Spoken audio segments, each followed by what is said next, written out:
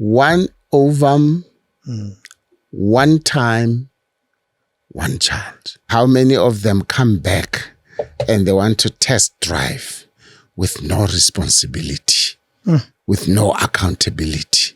You just want to see if your AK-47 is working properly. Even all the bullets. In that, there are big, old boys. We know about them. Bome says, directors get paid not to be satisfied. If you get satisfied too quickly, you're not a director. You're a darling. You're not a director. King David Studio podcast. Well, today we have someone I regard as an absolute legend, and I'm sure he'll say he's not. But to us, he's an incredible man. We're very lucky to call him one of us as South Africans. We have with us Ntate Jerry Mofokeng. And I say it and stop a mo but like another to say with the Makhetha, right? Am I saying Makhetha. it? Makhetha. I want you to help us know but we'll talk about it as we go. How are you, sir? I'm well, and you? I'm nervously excited to be talking to someone of your stature. Do you walk around thinking Orosenganga? I always say to people, when you're a legend, you don't announce it. People will tell you. People will tell you? Yes. So you're a legend. I accept that. Hey. Wow. You have a brand new book. How old is this book now? Was released last year, October. Okay. Yeah. So it's still a young baby. About 5 months. How is the reaction been? I'm busy trying to catch up with it. Tell me about it. It's been better received than anything I had anticipated. Wow. I got a review this morning. I'm excited. And so I just keep launching it everywhere. And on the 20th, there's one prepared being planned for University of the Free State in May. So it just keeps going. What is the most common reaction? Surprise or excitement? What do you get? There are family who cried. Oh, hated. Is that what you went through? Oh my God! Thank God that you're not walking around limping, but and I was surprised the first time I heard that somebody had read it over 2 days. Yeah. What? 2 days. And so I just thought, okay, they couldn't get rid of it. They couldn't, it just had to keep coughing and coughing and just ran through it. And I've heard somebody say they're reading it the second time. Mm-hmm. So, yeah. Well, let me show you what I've been going through. The scribbles every page. That's what I've been going through. Every page has a scribble, and it's a scribble of wow. Okay, what's the NB? What's the NB? And NBA has to do with where you talk about men should read. Yes. Give me your perspective for that. It sounds obvious, but I want to hear it from your point of view. Why is it so important? We do ourselves a disservice with our hollow pride of not wanting to hear other people's opinions, thoughts, arguments, presentations. Even if you agree with the writer, you now know what you're disagreeing with. But read the book. That's so true. Read the book and just hear other points of view. You see, you can't just be listening to yourself or those who agree with you. You will not grow. You'll not grow. There's a problem if you stop growing. Here's the thing, that Mashabela. There's no hurry. You have stopped growing. You're either going forward or you're going backwards. You're regressing. what happens to a ripe fruit? It falls off the tree. That's true. So I dared to challenge the men. I know the women, the daughters, the wives will be buying them the book as a gift. And I thought, let's start with the arm wrestling. Me bra, les the book. That's where you started. Yeah. Just read the book. Yeah. I did all I could not to be prescriptive. There's a difficulty these days, and this is very subjective. Ne? There are these young coaches who have been told that you must find your scar and then write a little bit of your story and then prescribe. You don't prescribe. The people who were guiding me through the process said, we can always pick up the Bible for ourselves. Stop paraphrasing the Bible. Any answer that you come up with, it'll work for some and not for others. Just tell your story and let people pick up whatever gems they can pick up, the pearls that they can pick up for themselves. So I started with challenging the men to say, bra, yes, baladide. Yeah. Did it take you long to put it together? Because it technically did, as long as you've been alive. But did it take you long to put it together? And was it a difficult journey? It was. It took long. Yeah. It was 2014. Jeez. December, when I got the revelation of my biological father. And I had before then wanted to write a book about men, for men, and so on. And it just refused to ferment and to come out. It just refused. And then when this moment came, after a while, I wrote about 17 pages. And I thought, okay, I'm on my way onto something. It aborted. It just sat there. Yeah. Wouldn't grow. What were the challenges? Or was it, as writers call it, writer's block? What were the challenges? My view, I've started working as a coach. Mashabela. And look, I have to find my own signature even in that approach, your coaching. My assertion is that the book writes itself through you. And this kind of book, it has to write itself through you.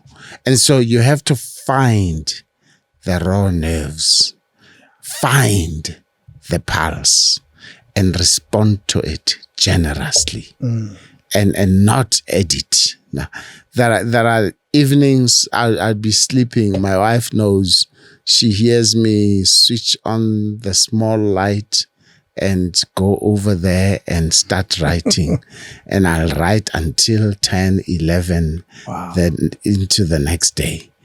And don't ask me. I just keep going. The fingers are not fast enough because I get when I type it's seek and thou shalt find. So I just keep going. But yeah, so I just keep going. And then there are those moments. The moment of Epiphany Station about the policeman. Yes. And I suddenly remember that moment.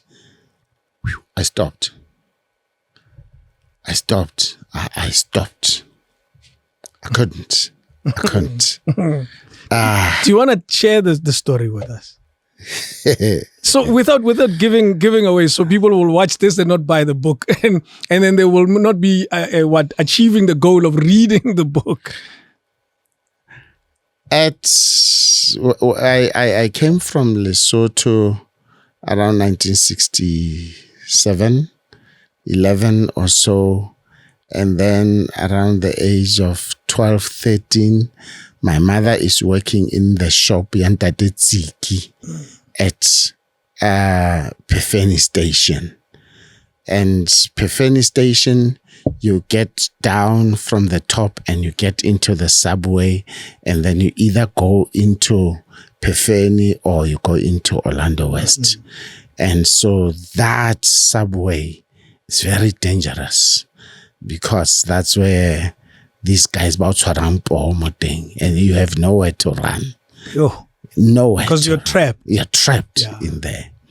And so after school, I'm selling candles. There are people who don't have candles in their houses. So I'm selling candles and what have you. And then at some point, I'm selling newspapers. Hey, Star. Yeah. Hey, Star. That's World and Star. Hey, Star. Oh, really? It's 2 newspapers. Yeah. World and Star. Oh, hey. Hey, Star. Hey, Star. They buy their newspapers. And what I'm selling changes from time to time. And there's this policeman, railway policeman, who befriends me. And I sometimes go up the stairs with him to where they do the ticket examination and what have you. And then when you go out of the subway, turn left, on your right is the shop in Ntate Ziki. That's where your mom is. That's where my mom is working. Then there's a little passage, and then it's the railway offices where they sell tickets. On the side of the railway ticket offices is a little booth. Allow me to call it that. It's just a bench, wooden bench in there. And so we keep going in there and out and in there and out. And he keeps sitting closer and closer. And he keeps hugging and I'm innocent. Innocently. I don't know what's going on. Yeah. And you're not thinking much of it. Not much. Nothing. Okay. I'm thinking nothing of what's going on. And as I'm typing, I suddenly recall that and I thought, God, I escaped with my life. Yeah.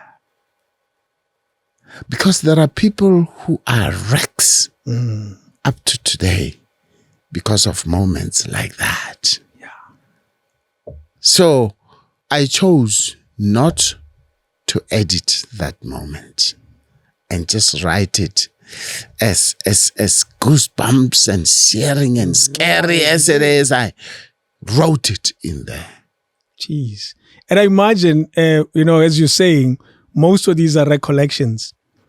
Are there some that you look back and say, man, I missed another story there? I say this because I on that very chair, we've had Ntate Tusomtown. Yeah. Sat on that very chair. And we had a chat about an hour and a half. Later that afternoon, he calls me. Hey, Ntate Mashabela, ke batla boa man. Go na le ditori tse ke di lebetse. So are there some that you look back and say, I could have? Yes. Yeah. Yes. You write one book at a time. I'm not writing the Bible. Even that was changed. You know, Testament. Yeah. So it's not an exhaustive autobiography. It would have had to be 1,000 pages to capture most of my life. Not all. Yes. Not all. And it wasn't meant to be that. It's not a script. It's not research for a film or documentary. I'm saying here are episodes in my life. That's true. That's stand out. With episodes we stand out. Yeah. You call it I am a man. Physiologically, we would say yes, you are. Why such an important statement to be made right now in the South African challenge that we're facing as men? Allow me to put my foot in it again. That's your thing, by the way. I'm an old man. I don't have to lie. I don't have to buy face. I'm not a young motivational speaker looking for an applause. No. People should be helped. Let's speak for impact, So, your birth certificate confirms your gender. Doesn't make you a man. 2, the birth certificate tells you how old this flesh is. There are big, old boys. We know about them. Bome Maseis. Yo. Eish. But busy, they are fighting for Krusty Aboroto Liditlogolo. When the old woman dies, they are fighting with the nephews and nieces for the house and what have you, because they've made nothing of themselves. They, in their thinking, they're kids. They're kids. Yeah. And so there are issues with those two. The gender and the age of the flesh. 3, you can even make kids. That doesn't make you a man. It just says God likes you so much, he gave you an opportunity to have the ability to reproduce. Yeah. You're just healthy. That's it. That's why I say almost any audience you go into, Ntate Mashabela, 60% are single mothers or raised by single mothers. Where are the men? Where are the fathers? And they are alive. They are alive. Some of them are dead. We can talk about this thing of you hate your father for what he did, and you do exactly what you hate. And we all must be very careful, because you easily could become what you hate. Because there is no emotional intelligence there in that situation. There's one lady, we're together in this industry. She has a son who runs around. You know who my mother is. You know who my mother is. And so he has 3 firstborns.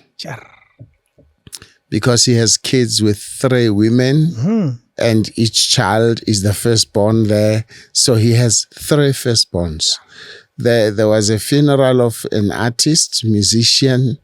At the funeral, there were 27 kids. And what? So the fact that you can reproduce, you can give birth, you can plant a seed, does not necessarily make you a man. That's why quite often the guys call, hey, Ntate Mashabela munna, let's go to Makufe. We forgot we have a piano. We've booked a house, and then you're gone. Just like that. But if the wife is not there and what have you, and you can't find a helper, you say, hey, gentleman, I'm babysitting, and say, bloody hell. You're babysitting. You're fathering. You're not babysitting. 2, you're not helping your wife. You're helping yourself. That's true. All right. This one will be controversial. This one that I'm going to mention. You could even have been to the mountain school.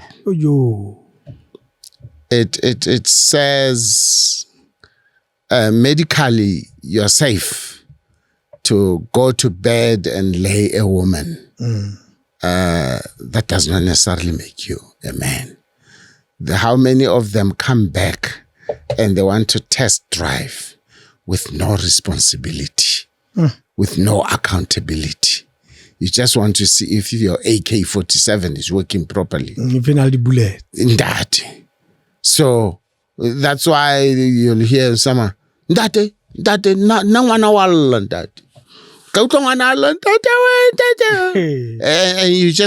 you're excited that the woman is crying with pain. Pain. You're thinking you're the man. And you think you're a man. Yeah. So short to the point, you're a man inside and it shows outside. It's not what you are outside. It's not about how many glasses of beer you can drink one after the other. It's not about how many women you can beat up. It's not about how many virgins you can lay. It's not about the things outside. It's about the inside. And when the inside comes out, some will scorn you and scoff and what have you, and call you names and what have you. But you stand your manhood. So a man is able to love. Mashabela, we can love. A man knows what it means to forgive. Wow. To forgive. That's a big one, though. Yes, sir.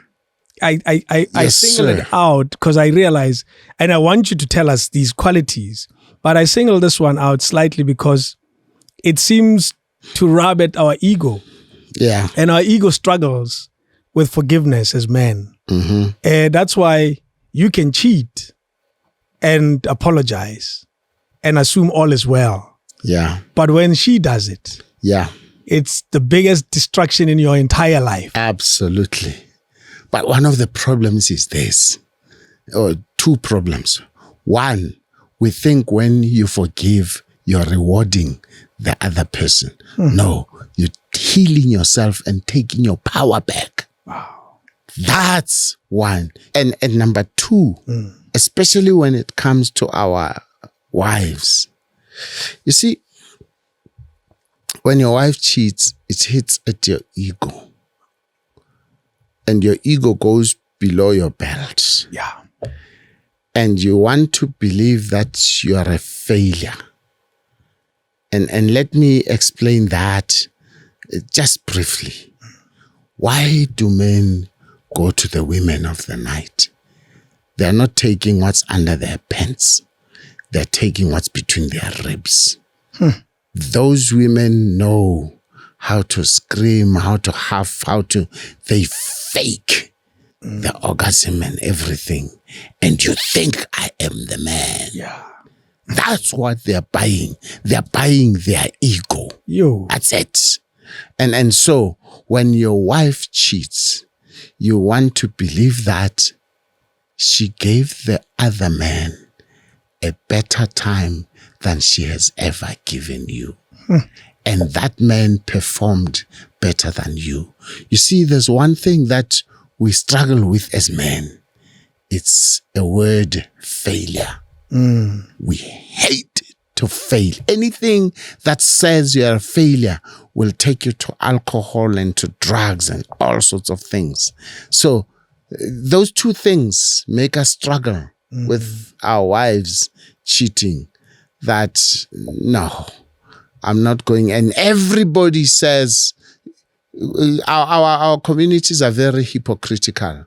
Men are forgivable, women are not. Even communities behave the same way. Absolutely. You should listen to what happens the wedding weekend.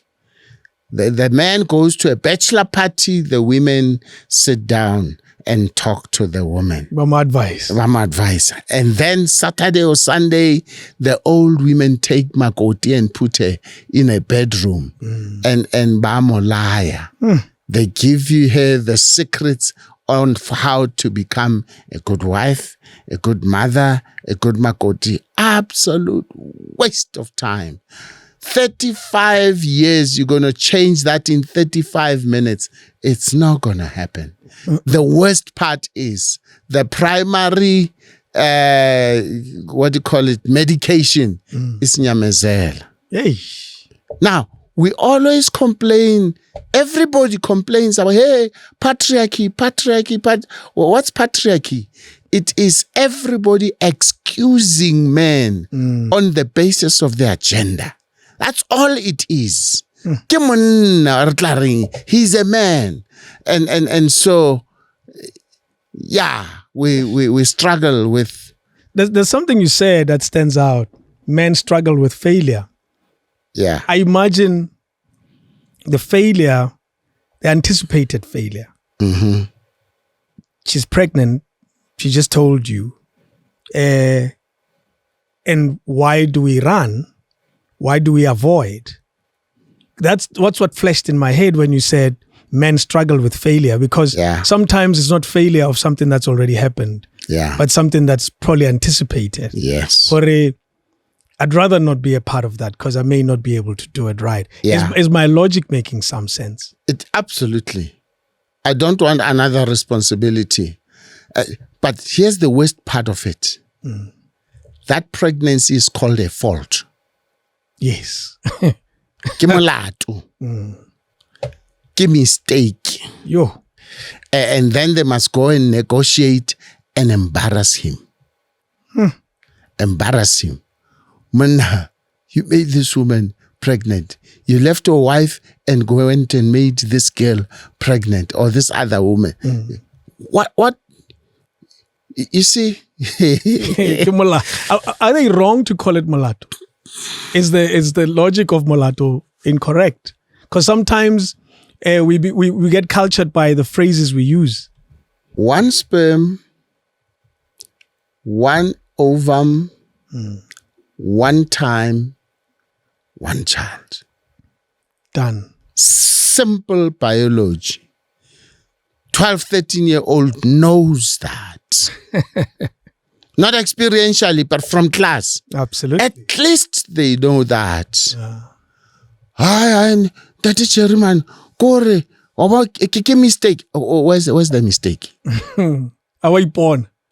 That's simple biology. Where's the mistake? No, Kore, it just happened. Where were you when your zip went down? Where were you? Yeah.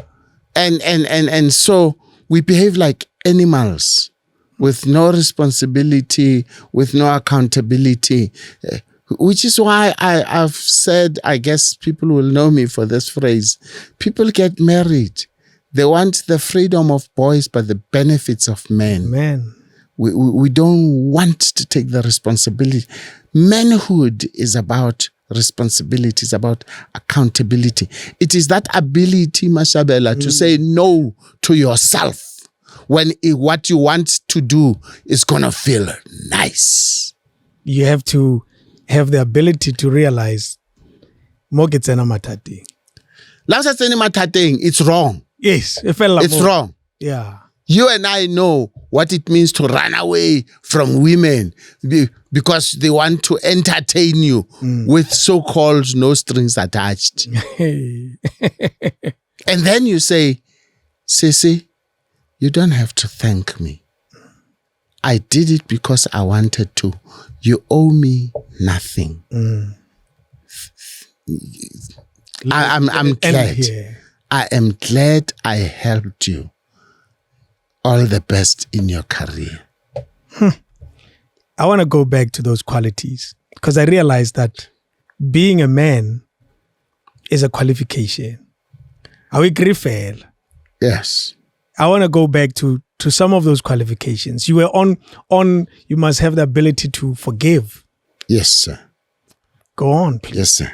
And by the way, sometimes when you're a real man, you accept apologies that will never come. You can't give what you ain't got. You cannot give what you don't have. And so a lot of people out there, they are invalids, they're cripples inside. To expect an apology from them, we pass stress. It is for your own health that you forgive and you forget, because they will never come back and apologize because they don't have it. Love your neighbor as you love yourself. When they don't love themselves, how do you expect them to love you? And I often say that Mashabela, a lot of stress is self-induced. What am I saying when I say that? You have expectations of me on things too I didn't promise you, and I don't have the capacity to deliver that to you. And so you're sitting there sulking because I don't give you that. It's not my fault. And I never promised you. Because you don't have it. I don't have it. Yes. How do I give you leadership when there's no self-management? How do I wash you if I can't wash myself? So you're saying, as a man, you have to see beyond that and say, I'm not getting an apology back, or I'm not getting an apology at all, and I should just be man enough to carry on. Carry on, Dad. Carry on. Listen.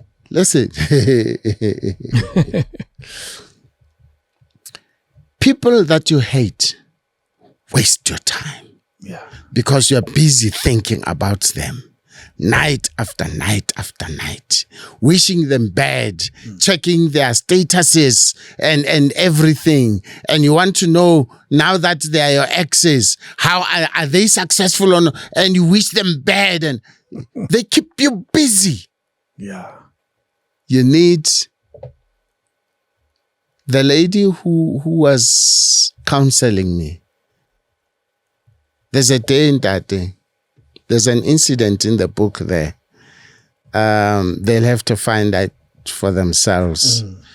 When this man wanted to sleep with my wife, a so-called friend.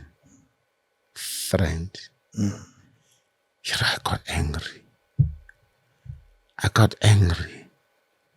And I remember I was driving from Soweto into Johannesburg, and as I passed the casino there going Gold Reef City. Yeah. And just after those cameras, as the road curves, I started crying. I started crying. And I stopped somewhere after a while. And I said, Mepalisa, she's the psychologist who helped me. Mepalisa, I'm coming to your house. I don't care. Talk to your husband. Fortunately, somebody who I was a leader to as a young person. And she welcomed me into her house. I remember her. She sadly put a box of tissues in front of me. And she listened to me. And somewhere she says, how come you, up to now, you've never mentioned the name of this person? Oh!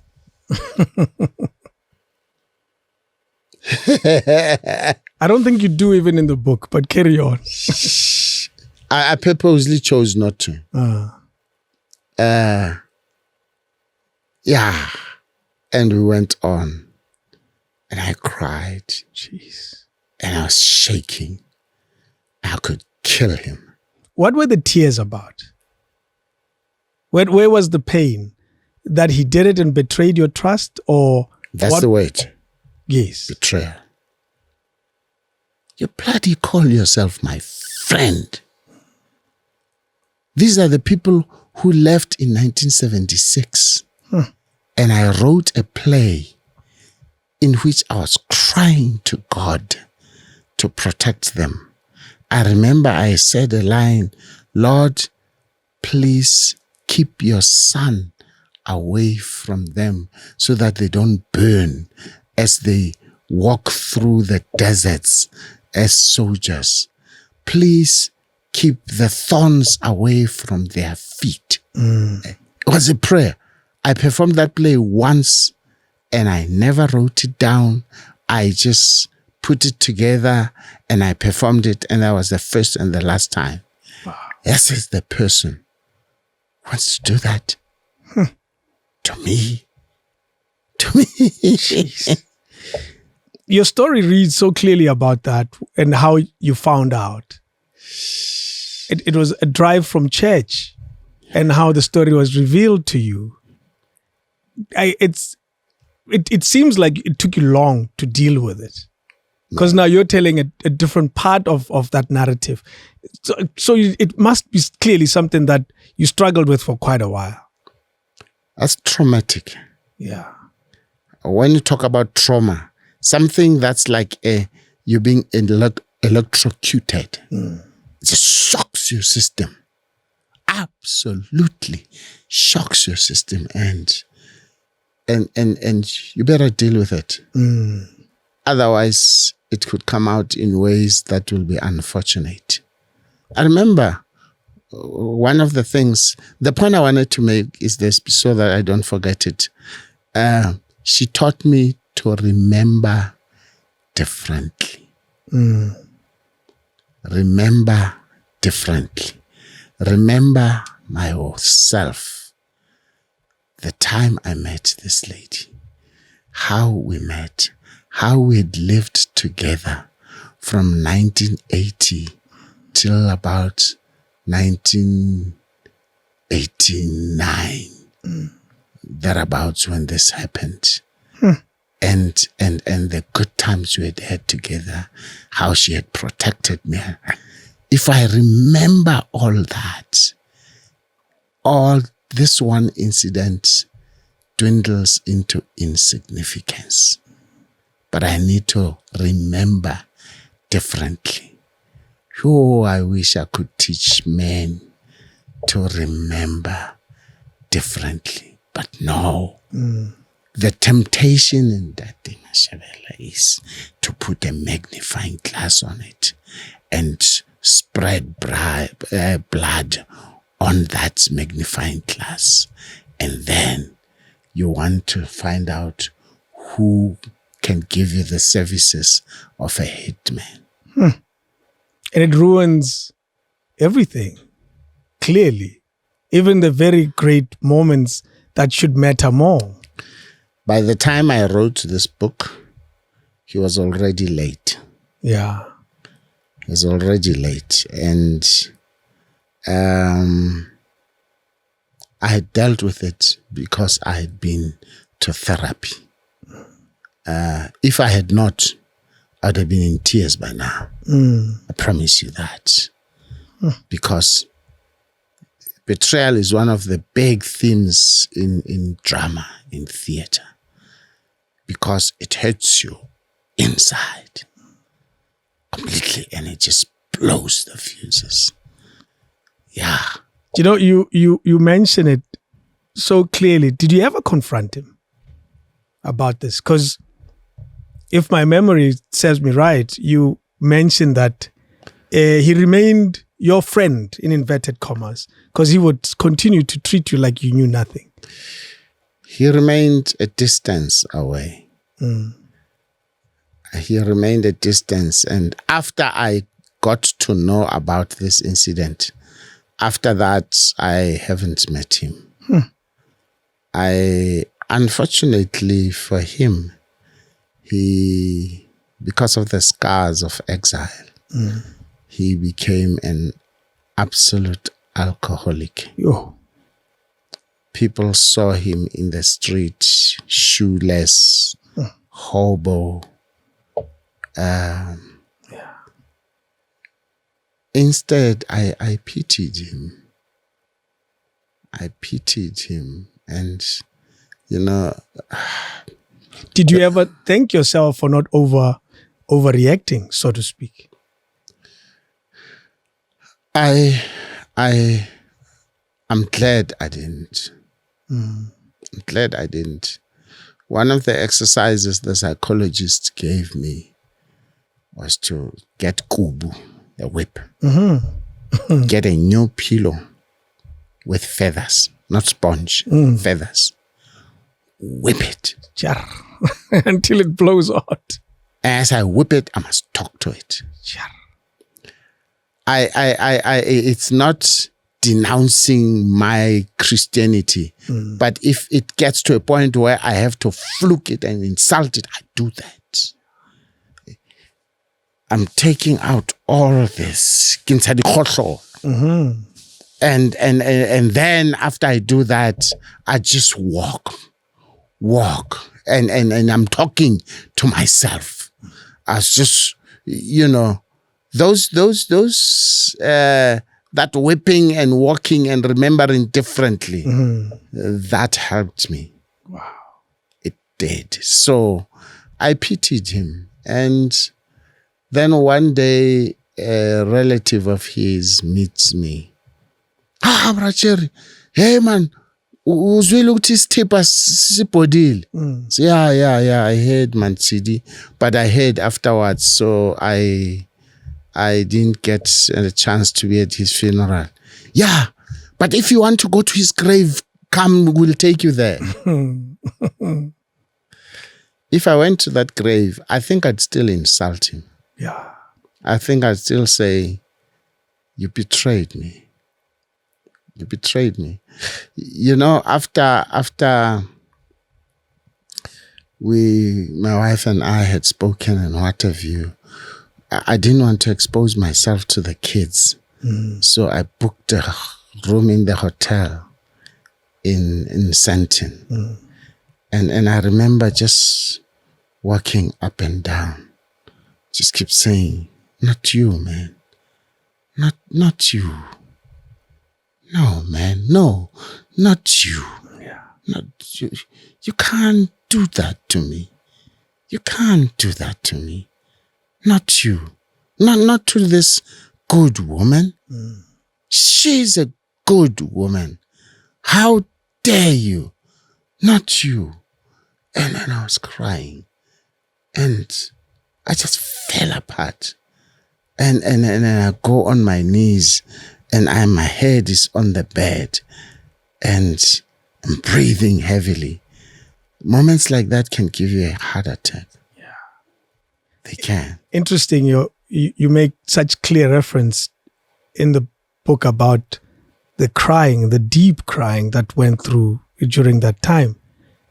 And I imagine, crying man is a thing also that we struggle with, because crying is very clearly an important part of relieving yourself of that strong emotion. Yeah. And we have these phrases. They're very commonly used. Tigers don't cry and so forth.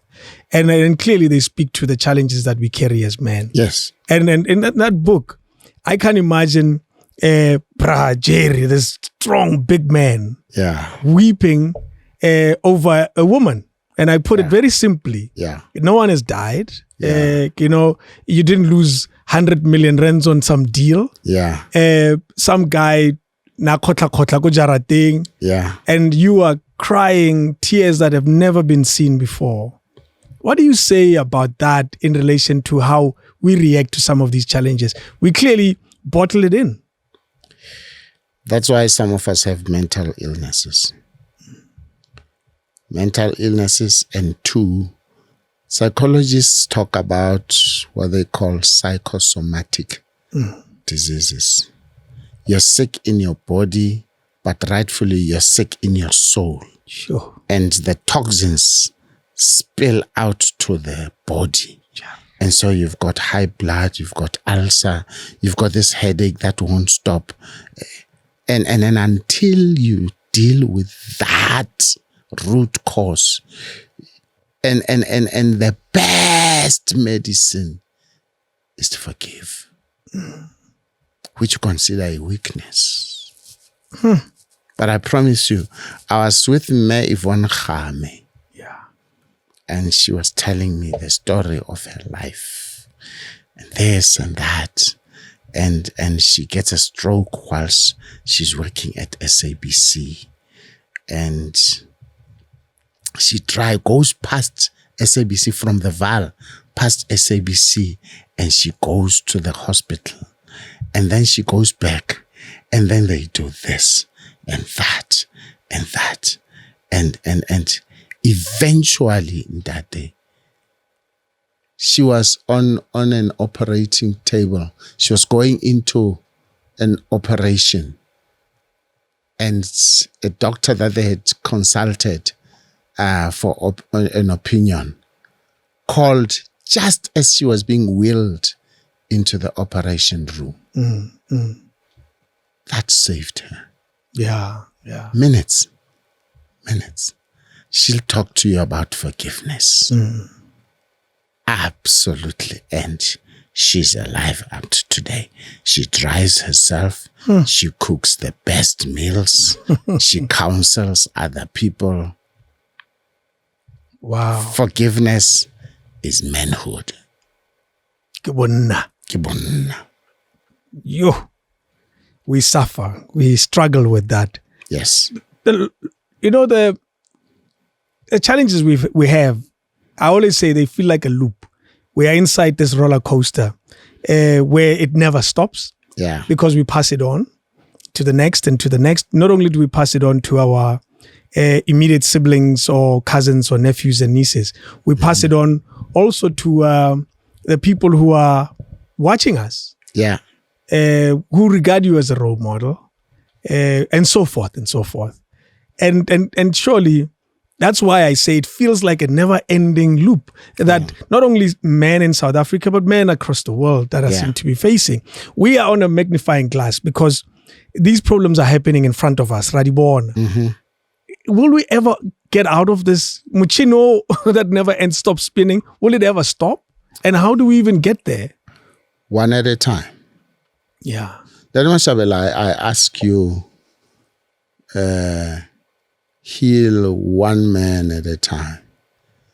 If you are able to speak some sense to one man a month, you have saved 12 legacies in a year. Wow. Legacies. You heal a man, you restore a man. It's not just for himself. You heal a family. You heal the society. You heal the nation. You've saved the lawyer fees. You've saved somebody that he could have killed. You've saved our Texas correctional services. You've saved by just restoring manhood to one man who absolutely had lost himself. So please don't try and do it nationwide. I'm not too keen-ish, but I'm not too keen on the Million Men March. It's cheap. Yeah. It's cheap. It gives people a camera opportunity and they sign. And the very evening, they're abusive to their wives and children. Yeah. What's the point in that, eh? That's why I let me mention, I've gone into coaching. Coaching is basically becoming a miner. And I dig deep and I say, hey, Mashabela, look who you are. Look at what you've got. You say you want to reach that dream. You are the best raw material for that. Let's work with that. They insulted you in the past. Do you want to replay that recorder? It's not going to do anything for you. Forget about the fools behind you in your history. Sometimes even in your present. Say, Ntate Mashabela, if I come to you and say, hey man, you're a monkey. You are a bloody monkey. You look terrible. All these years, hey Mashabela, yeah.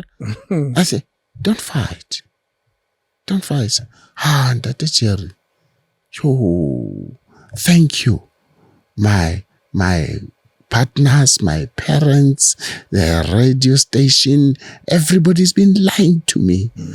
Finally, I know how I look and who I am. Walk out and come back and say, by the way, Ntate Jerry, if for any reason I am not a monkey, I'd like you to go and get your eyes tested because you see monkeys where there are no monkeys.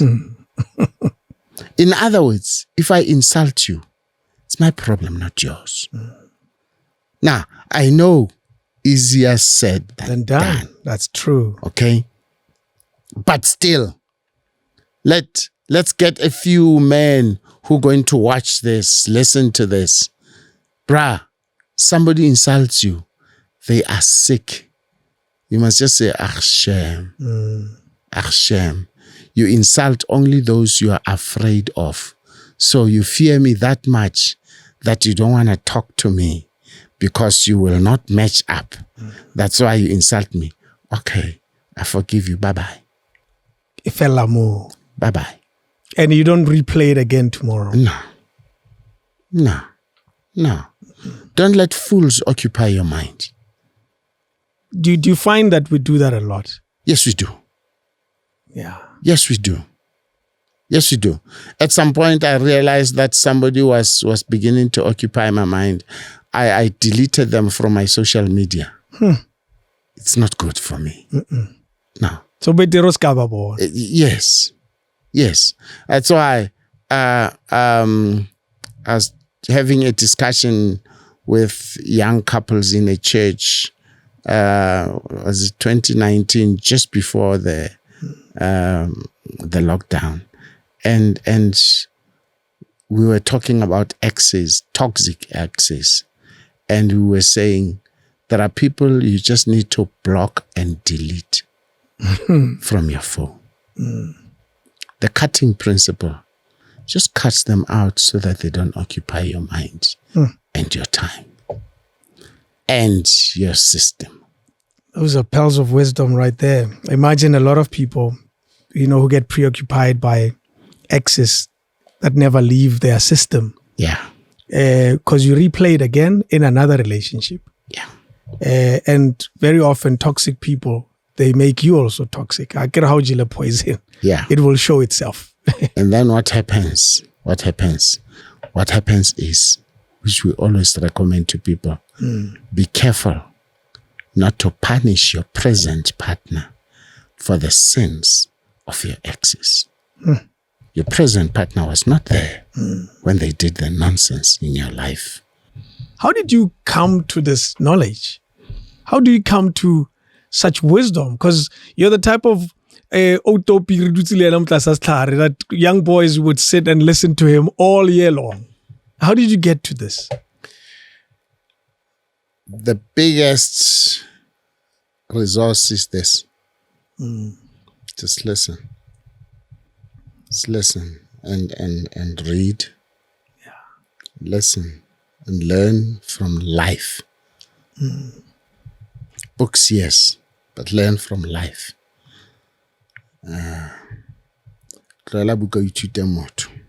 Yeah. But after oibadile buka. Oibale buka. At high school, during apartheid time, lots of books banned. Could not study those books. We found the banned books and circulated them amongst ourselves. Why? We were part of the debating group. And so we read the Marxist books, Steve Biko,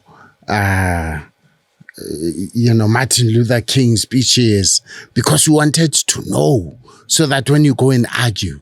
And so that chapter of reading comes from that. We had these small dictionaries that we put in our pockets here. Yeah, boy, it's actually called a pocket dictionary. Yes. Because we wanted to learn new words that built our vocabulary. Anyone say a word you don't understand, quickly. And so then you internalize that. Early on in marriage, we didn't have premarital counseling.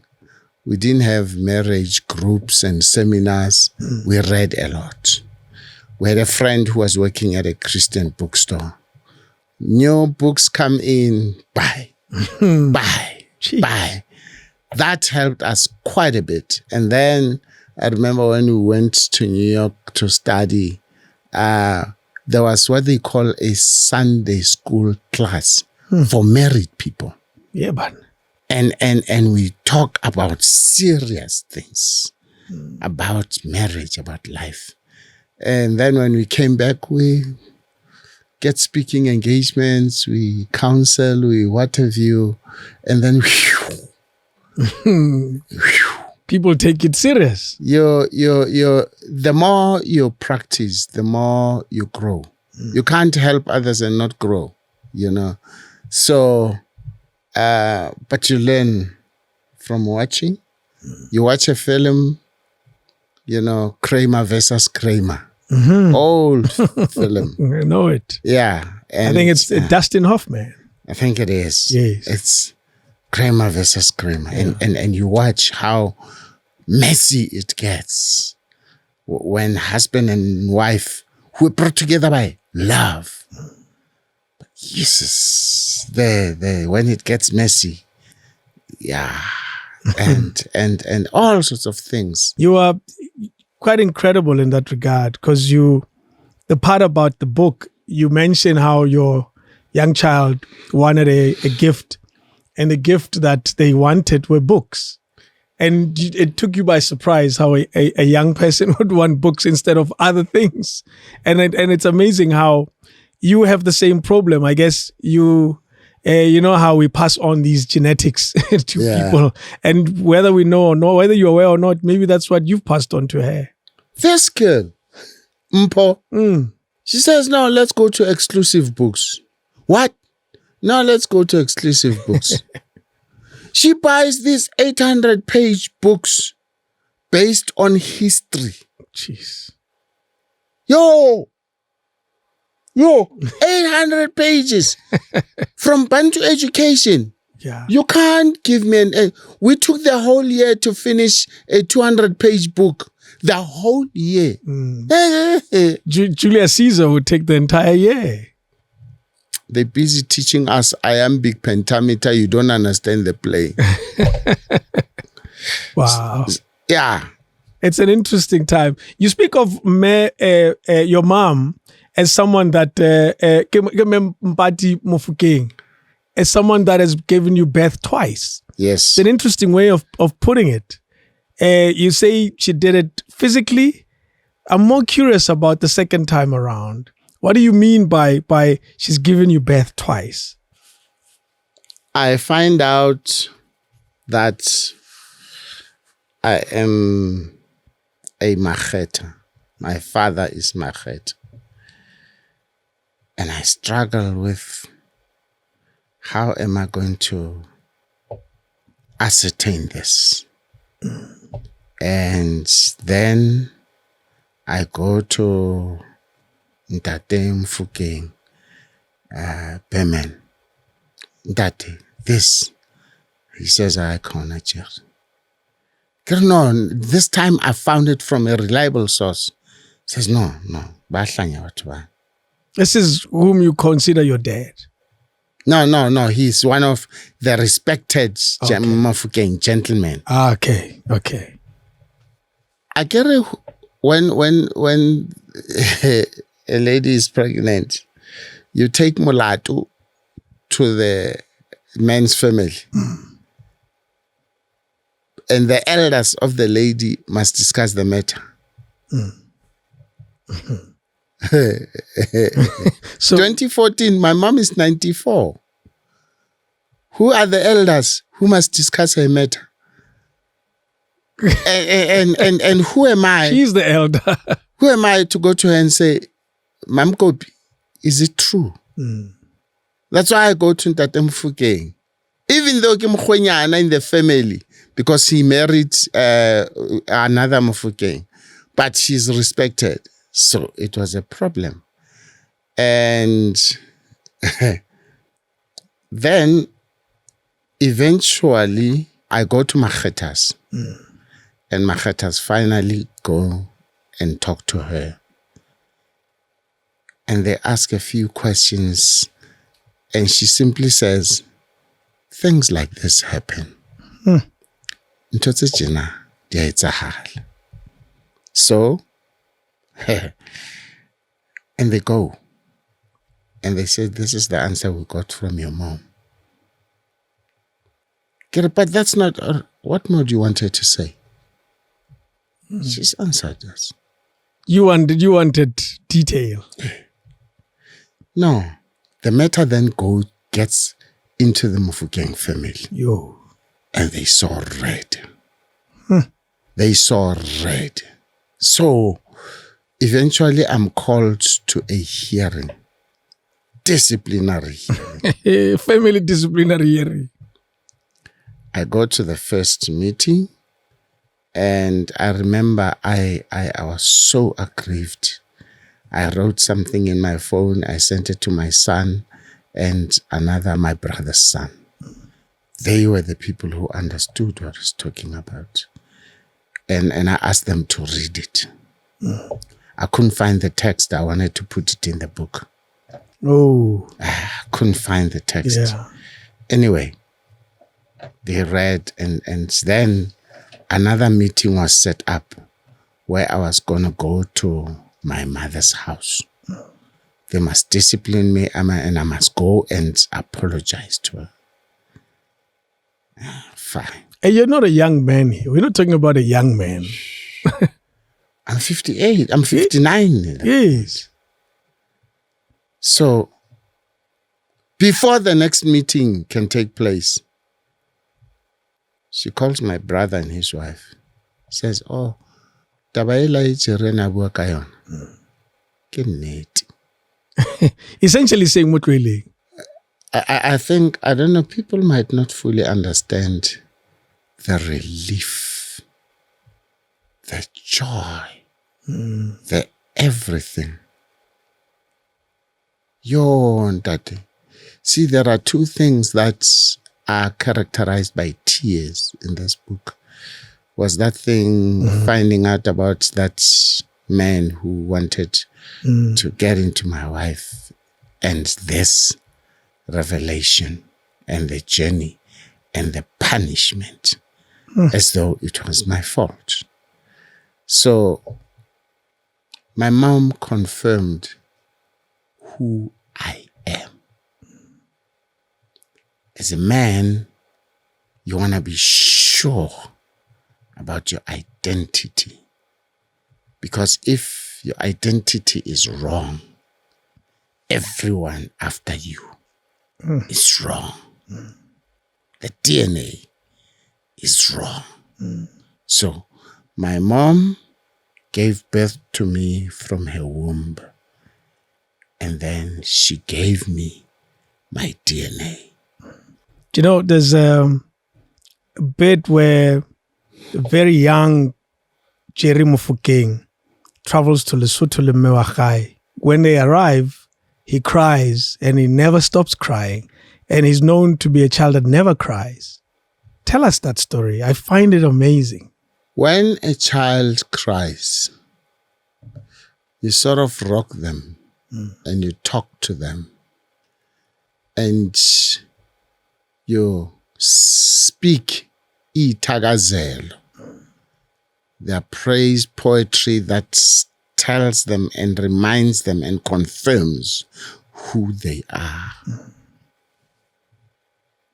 And so what it means is, if you keep saying, Tula Mofokeng, Tula wena ngwana wa dijana, Tula,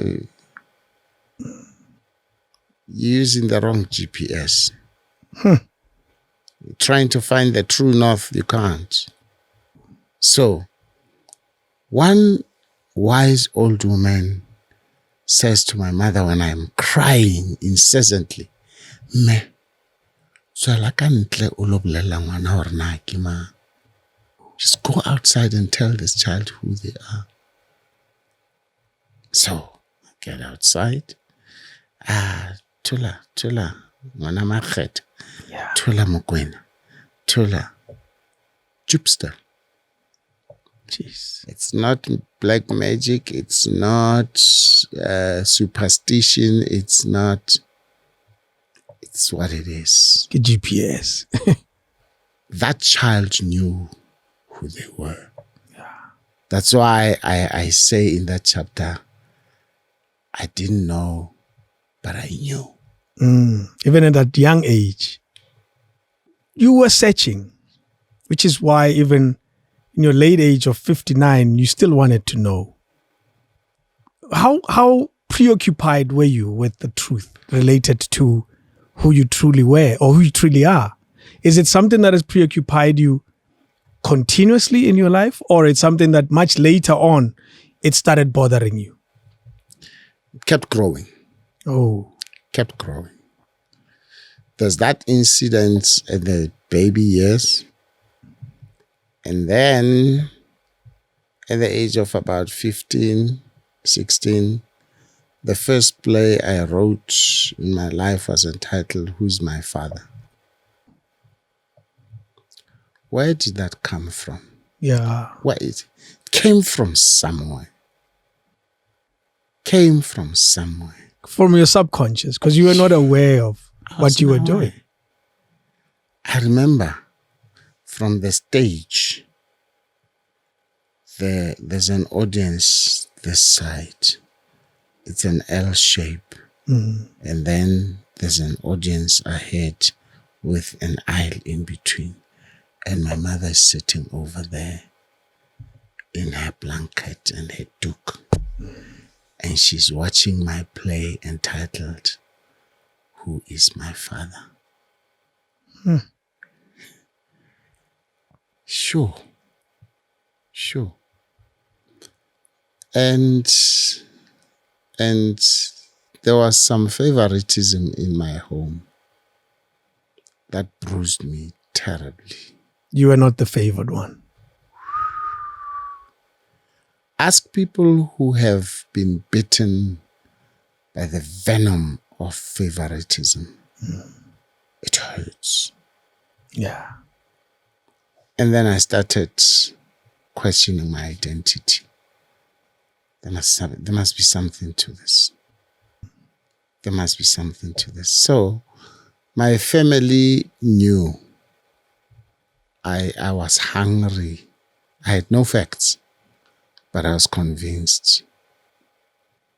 And I did go to Ntate Mofokeng before I found out.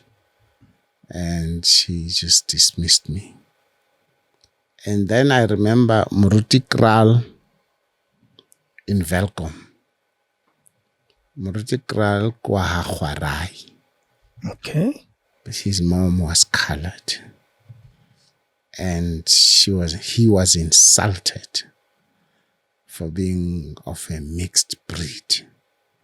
Because kwa Kral. Colored lele tsuli. And she tells me about his wife's parentage. And so the three of us are talking about, and I'm just searching. And then the day I found out that my wife called into a radio station, religious radio station, and said to this man, listen, my husband is suffering. He's struggling. He's trying to find out his identity. Please, man, just pray for him. Less than 24 hours later, I meet a total stranger who reveals to me who my father is. Wow. That's amazing. Was he alive? It's 1994. He passed away in 1964. Jeez. That's a very long time earlier. Did you then embark on the journey of finding his family? Which is your family, of course. My mom ran a shebeen. What's the new word for shebeen? Yeah, well, some call it a pub. Pub. Yes. In the house. That man used to drink at my house, at my home. A little line. That man got me my first job. Wow. He did. And so I knew him. As a client, not as a father. And then his elder brother, Ntate Leslie, I knew his daughter. When she got married, I was one of the bridesmen. You were always around. We knew each other. I've never called her by her name. I've always called her Khaitsedi, my sister. For some reason, don't ask me why. Always called him Khaitsedi. Wow. So when I found out, I call my wife and I tell her, at that time, Khaitsedi is her boss. She teaches at a college and Khaitsedi is the principal. She goes to Khaitsedi and say, look, here is what Jerry found out. I don't know what to make of it. She says, no, don't worry. I'll go and ask my mother. The mother thinks about it and takes out a photo of her husband. Yeah.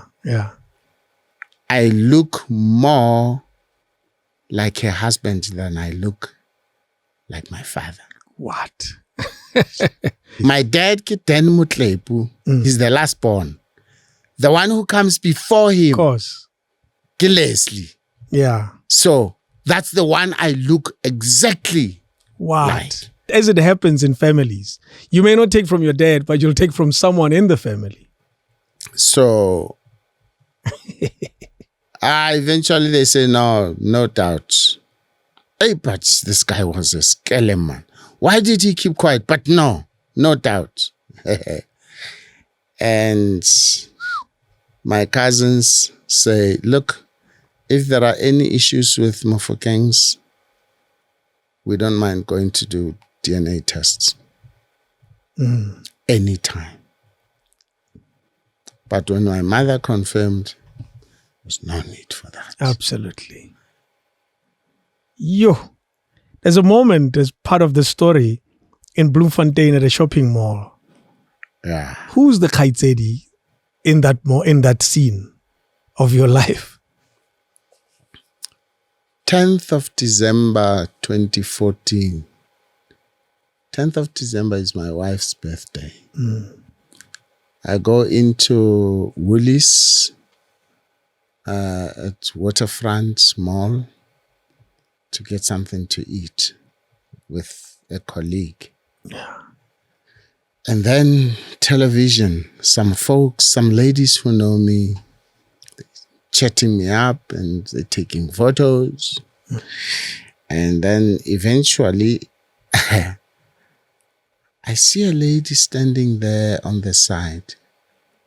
She keeps looking at me, smiling, half smiling, blushing. Now I'm busy with these ladies. I keep seeing her. No, she's not going to go anywhere. After these ladies, she comes to me. I'll have to translate it so that people understand. Hello, my brother.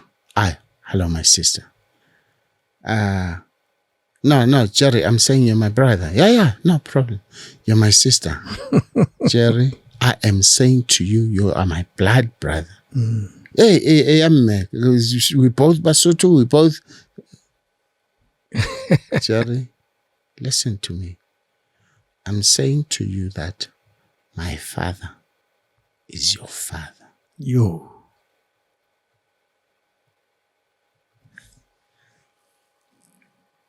That's the phrase that gave birth to this book. Yeah. My father is your father. Wow. Do you know a man by the name of Den Motlepu Makhetha? Yeah, I remember him. Yeah, he used to drink at my home. And I worked with him at General Accident on insurance company on Loveday Street. Yeah. That's your father. Ooh. That is your father. How did she know this?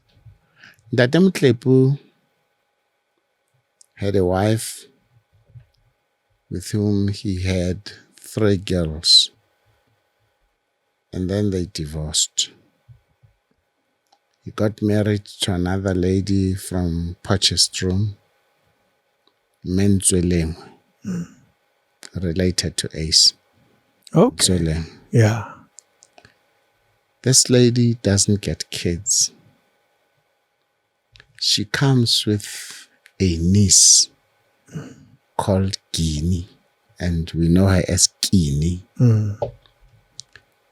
Ntate Motlepu loves her so much. He even changes her surname to Makhetha. She grows up in that family as a Makhetha until she got married. She was a daughter. Yeah, Makhetha. Yeah, Makhetha. She knew that the Makhetha, left, right, and center, everything Wow. about him. Including your story. Including my story, which she knew. But at that tender age as a child, Wow. no gozo. Guinea is quite an important part of your story. Absolutely. Give us perspective about the importance that she played, because that story being one of them. What some people play that kind of role. They don't just passerbys in our stories. They papaka. So give us perspective. Without Guinea, I'm a secret. Up to today. Wow. I am Jeremiah Mofokeng.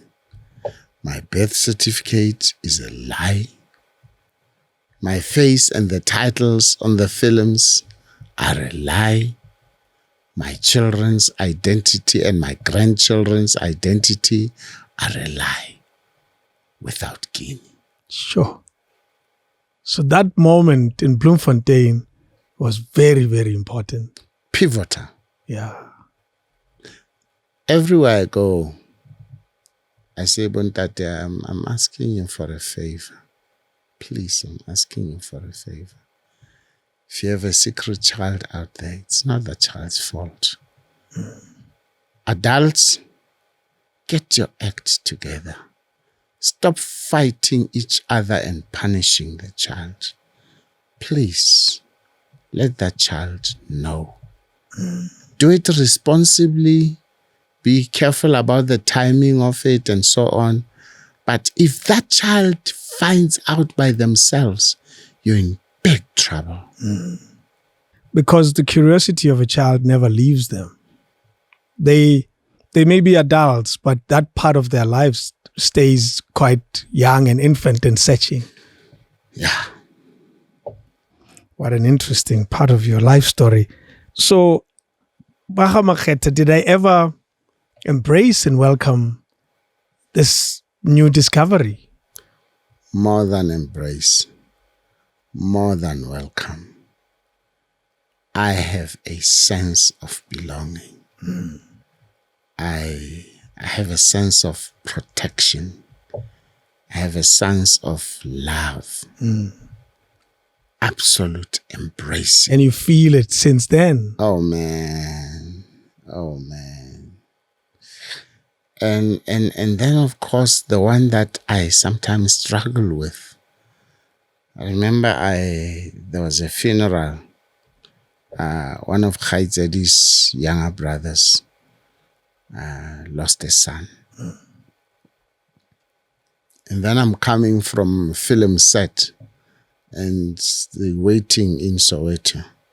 When I get to Soweto, they say, okay, Rangwani usafihlile, now we can start. Eban. They would not start the meeting until I got there. Wow. Scary. That's acceptance. It is a bit scary though. Do I carry so much authority? Yeah. Hey? Did you ever ask why? No, when you look at lineage in the families, and when it comes to my uncle's kids, I'm older than all of them. And so that's where my seniority comes in. True. They will not interfere with that protocol. What? Even if unametselata mubasing, Yes, sir. you still consider to no. If you ever thought you had power, this is the guy. Wow. Yes, sir. There's a part in your book where you refer to a child belongs to the man who paid Lobol. Ngwana ke wa kgomo. Aha. It's such an important part that for me, because I wouldn't have interpreted it that way based on my ignorance of these things. Gore, here's a lady who gives birth to a child. The father is not present, or they are not married. Comes Mashabela, Wanyala, and now that child becomes his child, like a Safan and everything. Yes. Explain that because I wouldn't have interpreted it. I still believe if Lumtwana Unlov from the dead who has donated the sperm, he remains low forever. Help me understand that traditional perspective. Cultures are different. Yeah. If I'm not mistaken, in Zulu, when a maiden gets pregnant and she's not yet married, the child belongs to the grandfather. Whoa. That child will carry the grandfather's surname.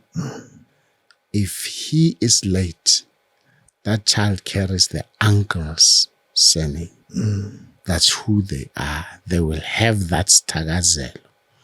That's it. So, in that case, it is the daughter, not the daughter-in-law. Okay. In my case, the daughter-in-law, her womb belongs to the family that bought that womb with a cow. The product of that womb belongs to the owner of the cow. Pre or post the cow? Or post the transaction? Post the cow. Yeah. I guess she's now Mrs. Mofokeng. Exactly. You see? So everything at Leon. No. That's you see why now I was conceived by Mrs. Mofokeng. Yes. I was not conceived by Miss Majoro. Aha. Therein lies the Yeah. yeah. Khomo e kena mo Mrs. And so, in a way, it becomes very, very difficult as a child to then move camps and go to your father because you're under the protection and everything of this family. And so the transition then to go that side when both fathers are still alive, that's where really the difficulty comes in, because then the third element comes in, the law. Yes. Yeah. It's an interesting one. And that means your transition was not as easy and seamless as it may have seemed, even if you were not necessarily no sentwana, but still it wasn't an easy transition. Now, not easy that. Jeez. The complexities of families is a movie all on its own. And let me tell you, it's 2022 now. We did that 2015, 2016 being fully embraced and accepted in Makhetha family. When 22 now, it's 6 years later. I've not yet concluded the whole Department of Home Affairs transition. I write it on the books, I write it on the TV credits, but not on legal papers. Legal papers. Jeremiah Mofokeng. You were named after a neighbor. No. Help me. If you came from Lesotho and came into Johannesburg, you were told to get into a train that goes to Orlando Station. Get off at Orlando Station or Mlamlam Konsi. Just ask Hore, where is Ntate Mofokeng's house? Number 260 in Orlando East. That was the tycoon, the rich man. the prominent guy, owned Mirabe Hotel, owned the garage next to the station, Mlamkunzi, and many shops all over.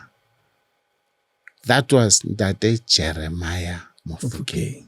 If you go to Doornkop, you'll find his grave written Jeremiah Mofokeng. But there is a double twist that seems to have been played, because the eldest brother, Ntate Makhetha, his name was Jeremiah Makhetha. The plot thickens. So, according to them, they call me Majoro in Makhetha family, because he was Jeremiah Majoro Makhetha. They didn't have to find a name for me. The name was already there. Jeez. So the name Mofokeng, this tycoon, how does it end up with you then? Is there a connection there at all? The story, which I don't quite believe, the first part is true. I carry your name, your kids, after the person that your father was named after, and he's the children of that man. The names had run out, so they needed to find a name for me. The story goes, they then went to Munnamohol, Jeremiah, to say, look, we've come to ask for a name. And he said, why are you bothering yourself? Give that child my name. Is that the story you believe or not believe? I don't believe.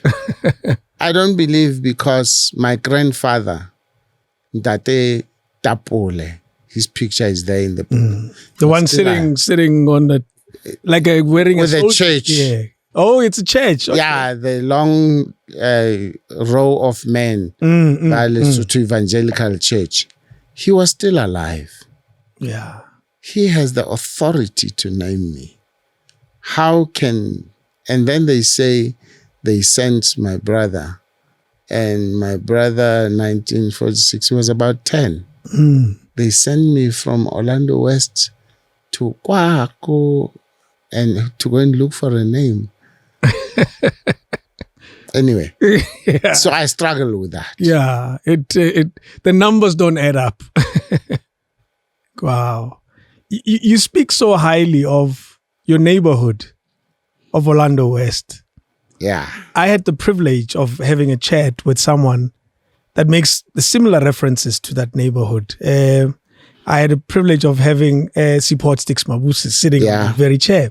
And he makes very sentimental reference to that time.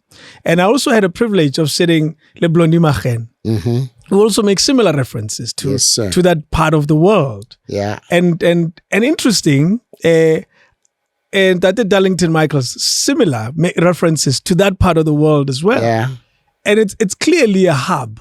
Yes. Of stuff. Yeah. Orlando West. Yeah. Give us that picture of that time when your eyes started seeing things, because you were quite young at the time when you came back from Lesotho. There was Orlando East, which was built, which is one of the first areas in Soweto, Southwestern Township. And then there was the Shanty Town, just opposite Orlando Stadium, the other side of the freeway, Masage, for Sofa Sonke and other people. And then came the area next to it called Pumolo. Okay. That's where some of the leaders were during the 50s, 60s. And then Orlando West was called Westcliff. Okay. The biggest matchboxes of the apartheid era. And there was a bit of manipulation the richer guys found a way to get themselves stands there. And my father, Ntate Mofokeng, owned a shop in Phomolong. And I think he maneuvered his way to getting that house, 8298. And back door opposite was Ntate Matthews. And then the people that I described there. Yeah. It's quite a lot of them. Actually, it's not exhaustive because I don't mention Hot Sticks, who was just a little further towards Dube village. And then in Orlando West Extension, there was Sbongile. And you know, I think they just on the fringes of the square mile that I'm talking about. But those people, and then when you go just a little further, there's Brakib, Dube. You know, so yeah. That square mile is very historic. Sure. Because it produced so many big names. Oh, man. Oh, man. Yeah. Let's start with your neighbor. It's clearly someone that introduced you to, opened your eyes to the world of entertainment. What was his name and what was he doing that influenced you so much? Washington Stroll. Yeah. He started a group called what's it? King's Messengers. Okay. He came from Seventh-day Adventist. Yeah. Those people sing. Those people sing. So I was next door and I was listening to his records. And then I went to school with his son, who was a few grades after me. And then we didn't quite sing together, but the influence was there. I remember I went to his house for a few Bible studies and things. So, and then he went into film and television, and only once did we act together. It was a documentary. It was called Rhodes. Yes. Based on Cecil John Rhodes' story. But he got me a part-time job at SABC whilst it was on Commissioner Street. Jeez. During the holidays. Olentwana. It was a lighty. And then I remember one day I found somebody's lunch stashed somewhere and I chowed it. I didn't understand the difference. I just thought maybe they forgot or chowed their lunch. Did you ever get in trouble for it? I think they didn't know who. Yeah, who ate it. But here I am at SABC and I'm finding the scripts for radio dramas, you know. And I don't know how I got into Sesotho radio drama. I suspect that he got me into that. Yeah. And so I made a few rands and cents from acting in those dramas. And that's how I started in radio drama. And I thought I could adapt those scripts into theater, but they were not adaptable because the way written for sound. But also it's a series. Okay. So how do you adapt it into the stage? Yeah. What was your job then? That piece job that he got you? I was a cleaner. Oh, wow. But you whammed your way through scripts? No, they were there in the dustbins. Yeah, man. And then I also found the records, the vinyls. Yeah. I remember I found that one, yeah, Miriam Makhetha. Wow.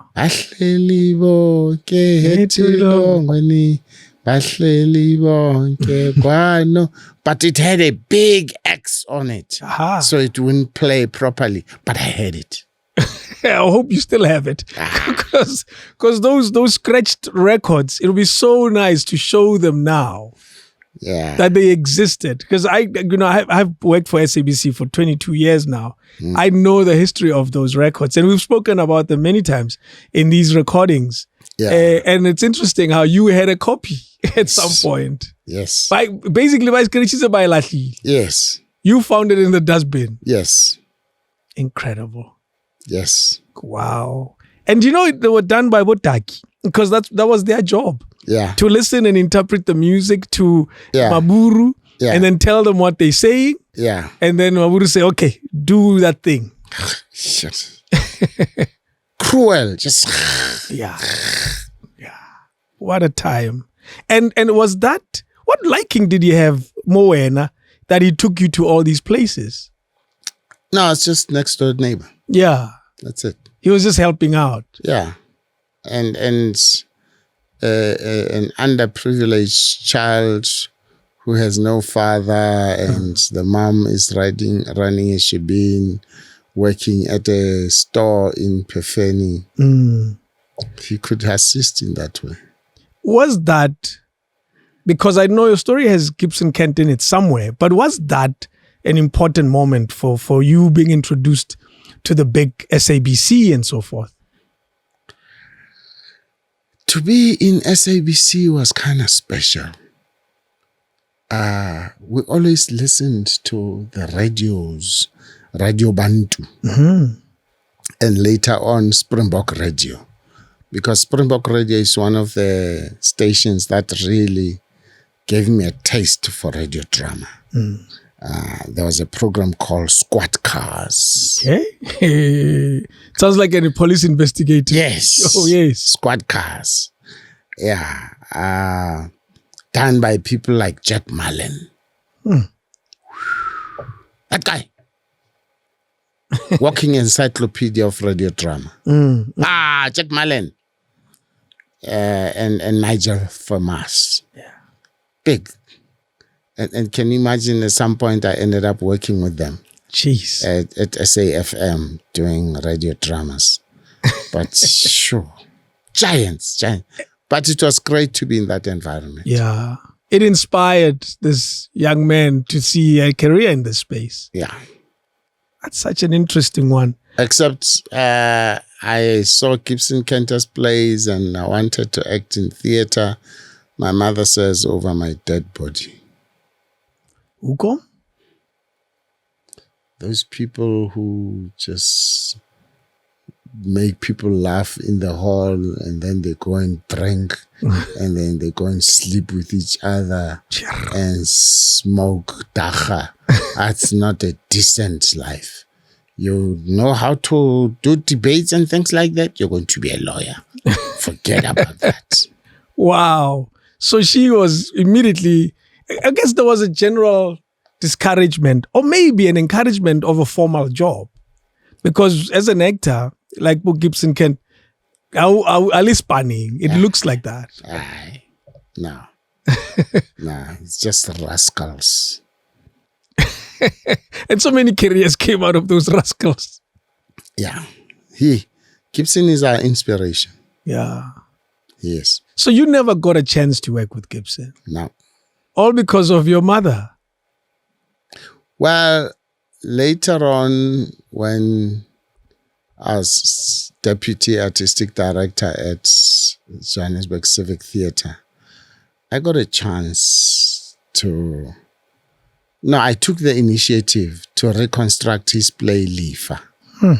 It's one of the best for me. Yeah. So I went and got some of the former actors and so on, and I put it together, and then I had a showcase at Wendy Brow Theatre.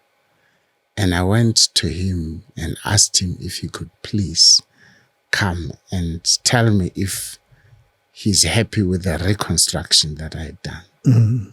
Promised, never came. Oh, no. Rakib only watched his own works, nobody else. Ooh, that's an interesting one. It's a problem. Yeah. How can you say you're a theatre maker and you don't watch theatre? You only play your own records. You never listen to other people's music. Yes, sir. That's interesting. And I directed his niece, Dambisa Kente, the late Dambisa Kente, in a play called Nongoko. Yeah. Ooh, Dambisa. What, the talent? She was good. Yeah. Clearly draw from Daddy. He passed away too early. Yeah. Yeah. I'm glad I had an opportunity to direct her. She acted a role way older than her. I gave her a wig. Ramokenya di chubaba mo.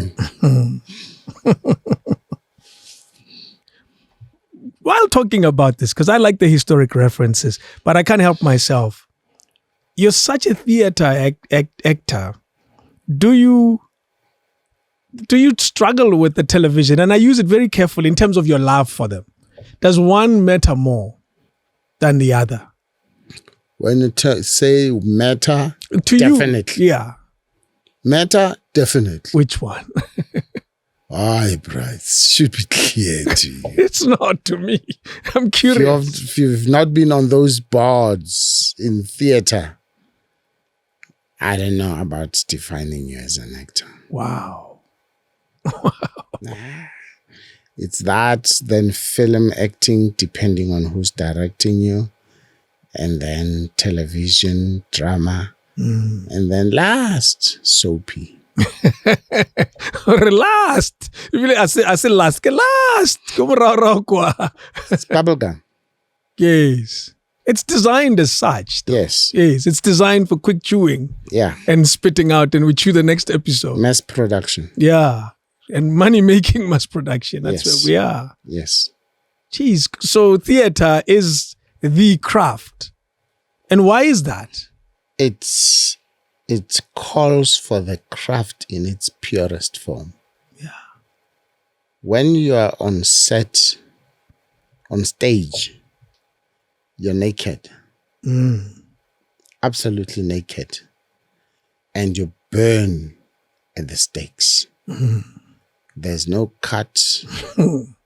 There's no edit. Oh. There's no Photoshop.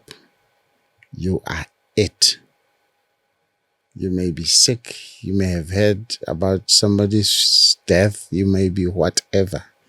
You just go and deliver in your purest possible form. Yeah. There's nothing like it. I've acted in films. I've acted in television. I've acted. Yeah. The closest to that theater feel was my performance in Tsotsi. I think that was the closest to it. But yeah. It's your character Motsotsi is such a, and I'm glad you're the one taking us there, because it's such an interesting character. You were playing a homeless guy. Mori. Yes. And it's a character that, the thing about supporting roles in shows like that, they seem not to stand out until you reanalyze the movie again. You realize that was an important role. How special was that moment? Because it became a very big film worldwide. This guy goes to my agent and asks to meet me, the director, Gavin Hood. We talk, we chat, and then he gives me the script, and then there's a rehearsal, and my dialogue is written in Zulu. I said, no. Why must every black man be Zulu? I'm going to do this in Sesotho. He says, no problem. So fine. He chooses to shoot my scenes first. What? Under the freeway there next to Faraday Station. And so I'm sitting there on the bench and this Wheeler and he says, boss, I spoke with the makeup people. They are ready to give you artificial tears. Are you okay with that? No, I don't want artificial tears, because then there'll be nothing that comes in from in there. And it will just be artificial, and there won't be, you'll not find the truth of the moment. the camera will have something superficial to carry, to capture. He says, no, that's okay. We shoot like half the night. And then I start running dry. Meaning? There's no... Tears. Yeah. Not coming. The moment is real, but the tears are not coming. Not coming. And so he gets a bit of artificial tears. But it's not convincing enough when it's artificial tears. He stands here next to me, and the camera is there. So, and he talks to me. And Shonyaga gives me my love. He shouts to me. He shouts. He said, no, it's not good enough. Go further. And then I start crying. And then my nose starts running and the mouth, and then I want to say, no, don't touch. And he keeps pushing, and he says, roll camera, sound, and he keeps pushing, and then he just stands a few yards away. Wow. That's what gives you the depth of that moment. Yeah. He didn't settle for the surface of the soapy. Went for the truth of the matter. It's like what happened with this is not a burial. It's a resurrection. It's a resurrection. Yeah.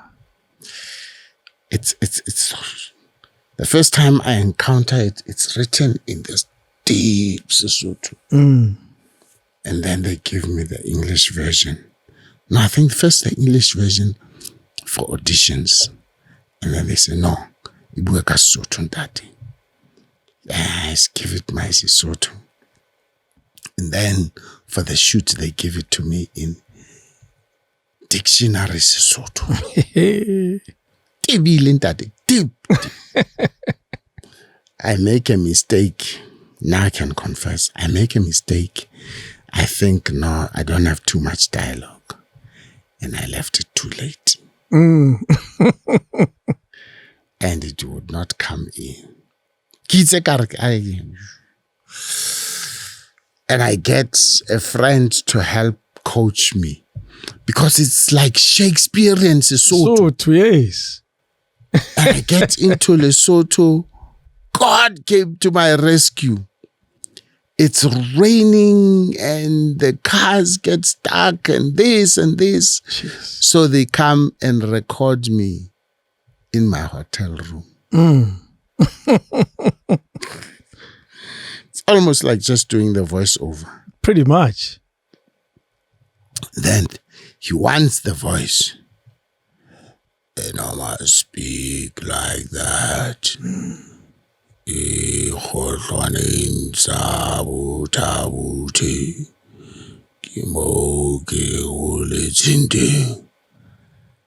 Just when I think I've got it, says Ntate, I go David. Keep going. That's amazing.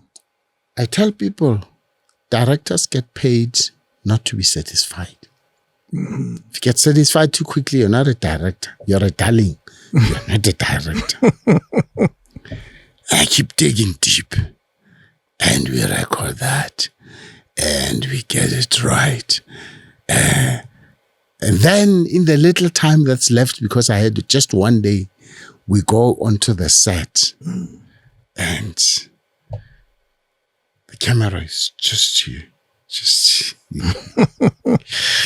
And then they give me the instrument Lesiba. Yeah. And I don't know how to play Lesiba. It's an art. Yes. Lesiba. Yeah. It's an art. So I've got Lesiba there. I just and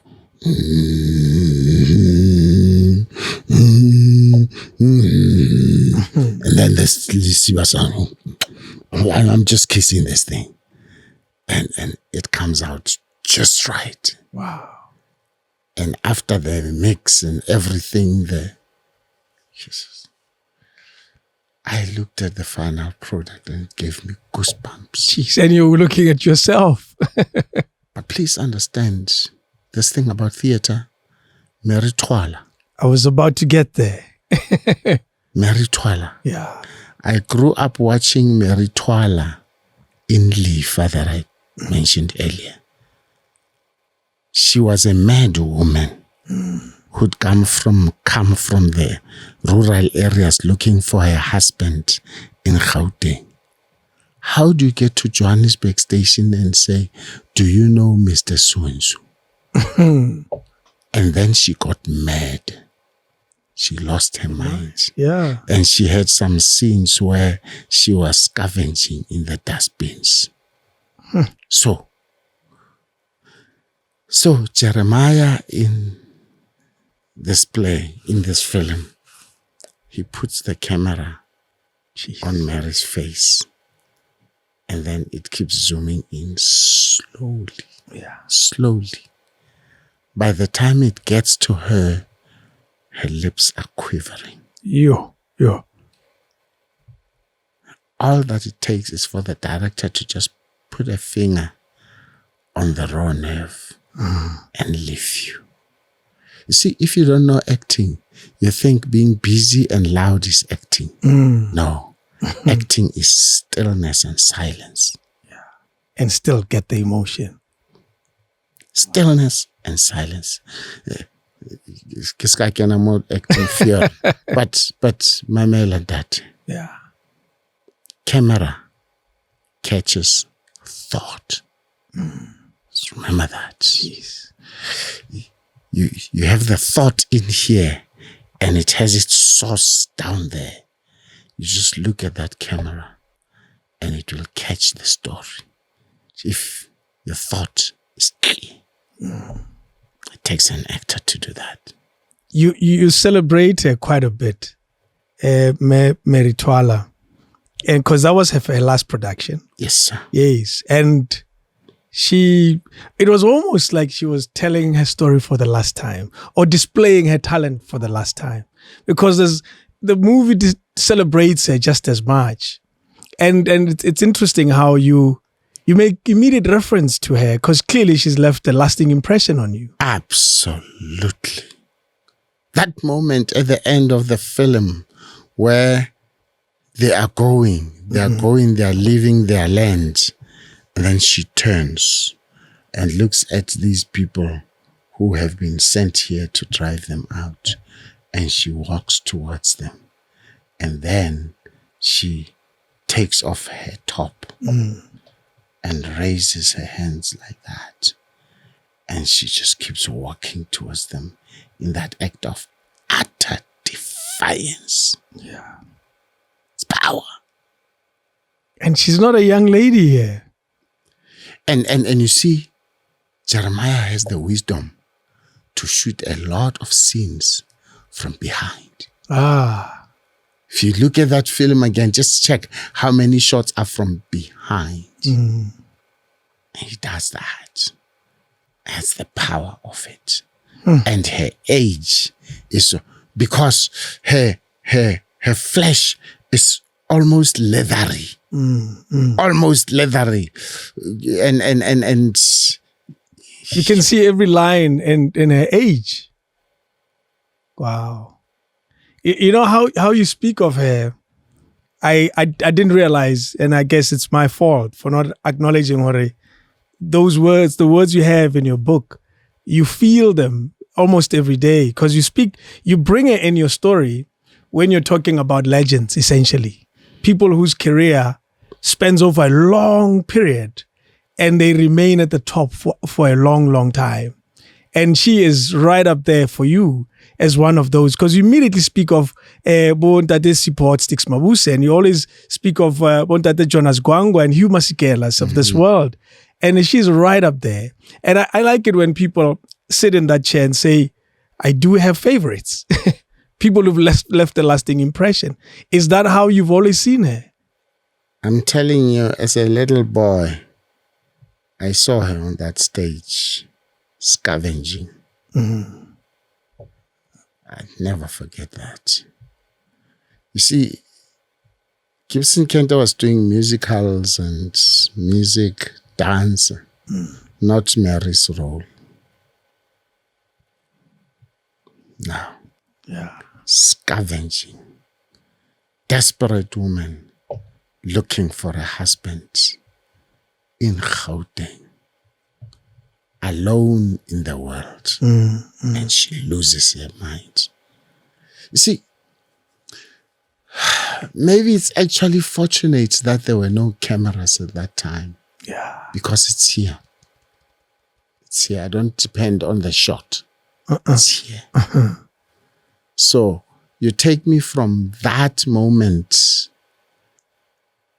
early 70s, and then you take me in the 2000s. Sure.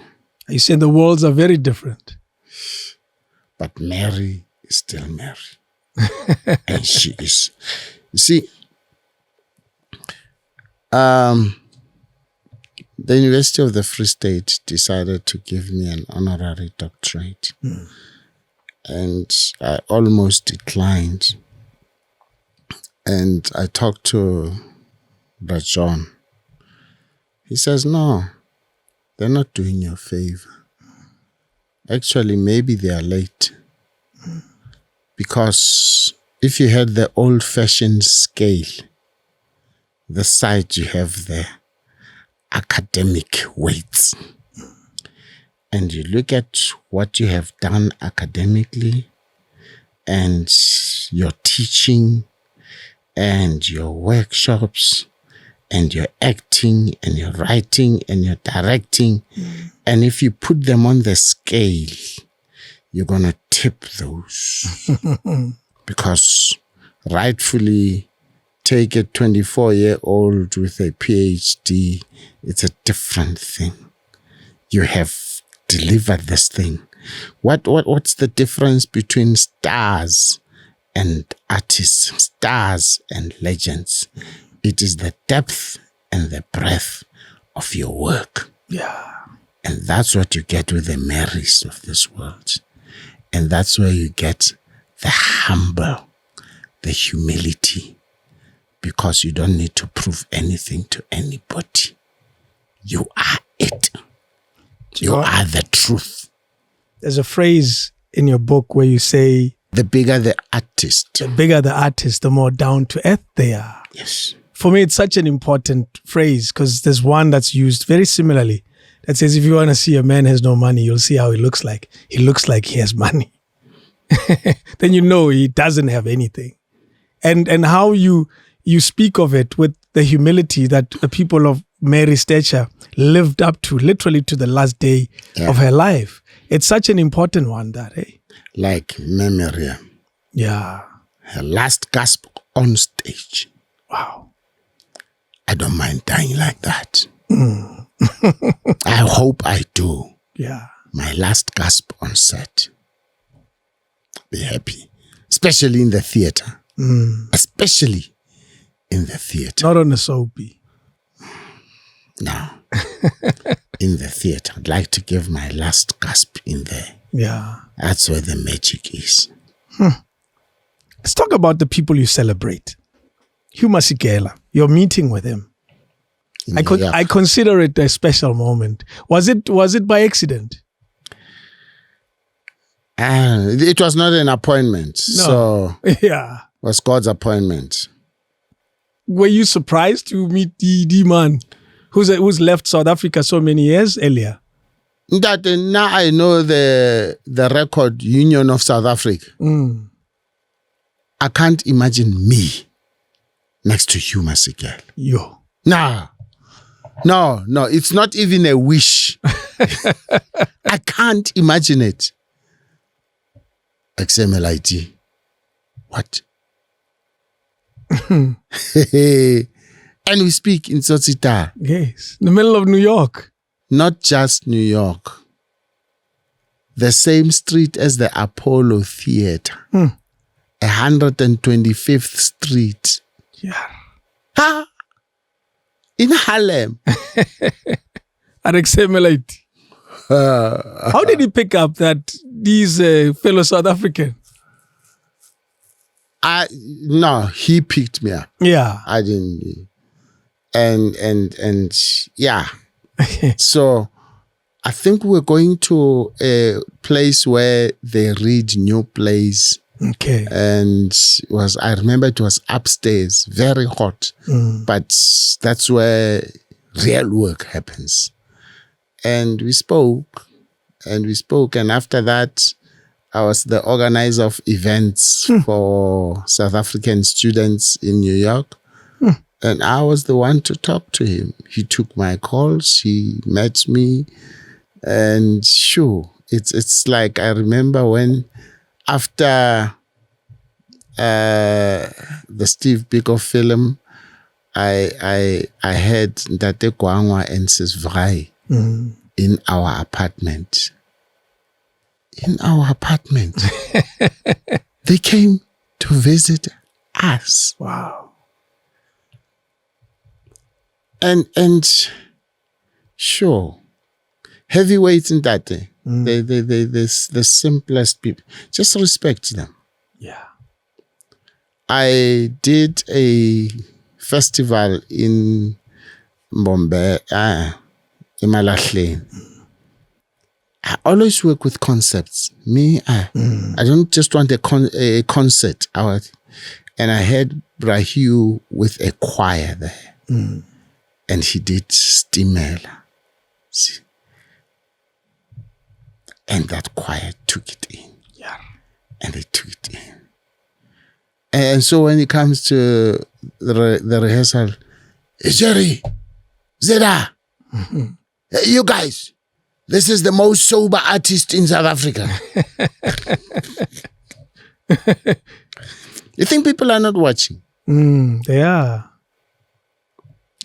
So that compliment goes a long way. And then somewhere in the whole event, he wasn't too happy about something.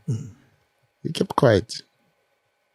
When they were driving back, the guy who sort of runs the band calls me and says, "No, man, bro, he was not happy about blah, blah." I say, I apologize. I know I work differently because I don't then say, that's 40 minutes of your concert. I have this song with the choir, and then he must go to the dressing room, and then I call him again. Unfortunately, that's the nature of the event. However, I did not realize how much of an inconvenience it is for him. He didn't say it as well, out of respect, I guess. He didn't throw out his toys. Yeah. He didn't throw out his toys. Somebody was telling me they were acting in some soapy, I think the channel or the broadcasters say, we want that person in this soapy. This person would arrive late and then they're still busy on their phone. You must wait whilst they do makeup, and then they get on set and then they're not sure of their lines. Jeez. And they get away with it. They're stars. Because they have 1 million followers. Sounds like you have beef with 1 million followers. To hell with that. Yes. To hell with that. That's why they are stars. They are not artists. You remain good buddies with Brahiu, even from that moment on. Yeah. Yeah. There was a mutual respect, professionally. Vasality, but sure. He respected me profusely. He allowed me to visit his house, have a chat with him. I remember one day I was in his house, Litsepotsol. Jeez. The village pope. The village pope. And he was coaching Tsepotsola on something, on a song. And I'm sitting there watching that. He's two giants. You see, Yabuhlali we ithuta ka mehla Ntate Mashabela. Yeah. You're asking me about where did you get it? Just absorb. Every teachable opportunity, absorb. And that was one for you, eh? And yeah, he allowed me into his spaces. How did you end up going to Columbia University? as out here way to who worked at Topadi Pampiri ABC. In my 4th year at Wits, my last year, my lecturer says, Dr. Ian Stedman, says, tell me, man, ukila utlela kanto tsoting Fulbright. What? Fulbright scholarship? No. No. That's a scholarship that takes you to America and they pay for everything. Huh? Yeah. Come. Tlatsa di pampiri, fill in the papers, applied. Yeah. And then they called me. Now they call me, I'm from class and I'm going to classes that I'm teaching in Alex. So I'm not heavily, nicely dressed. And I get there, people are dressed to that T. And I felt out of place. But I just went in there and I was sincere in my answers. Now, my first year at Wits, I was 27. And so that's 1986. Yeah. I'm 30. I'm 30. And then they wrote me and said, look, the number 1 university you asked for, they'd like to interview you. And they called me. And I had this discussion. I think they were worried about language. Koropaiza. Yeah. Now, remember from high school, I've been in debates. At Youth Alive, I'm MC, I'm preaching, doing all kinds of things, and I'm reading books. So no issue. I listen to Springbok radio and all that. So eventually I get the letter that says you've been accepted at Columbia University. Wow. Fully funded scholarship. That's how I ended up there. You were gone. Yeah, I had not planned on it. You say while you're planning, God laughs. Jeez. That must have been an important turning point in your life and in your career. It's in the book. 1986. Peter Brook. Peter Brook, that is like the Pope of theater. He's big. Yeah. Peter Brook. Oh! He comes to South Africa to audition. Peter Brook, yes. And then, out of the cream of South Africa, he takes me and Mavuso Shabalala. Jeez. It's 2 of us. I get Peter Brook and then I get Fulbright. What a year. I can't go to both. Oh, no. Peter Brook, I'm going to go to Paris. We're going to rehearse this play. I don't know, work on it and everything. And then we're going to go on tour for like 2 years. Jeez. I'm going to become a star, man. That's it. I'm going to get into the best of theaters. I'm going to live in the 5-star hotels. La, la, la, la. And I mentioned Caesar Malibatsi in the book. He's my counselor at that point. So I go to him and I say, I have a dilemma, man. I got a Fulbright and I've got this It's Paris dream. globe dream. Well, there you go. He says, look, here's part of the problem. You're taking a lone journey. You're going to grow.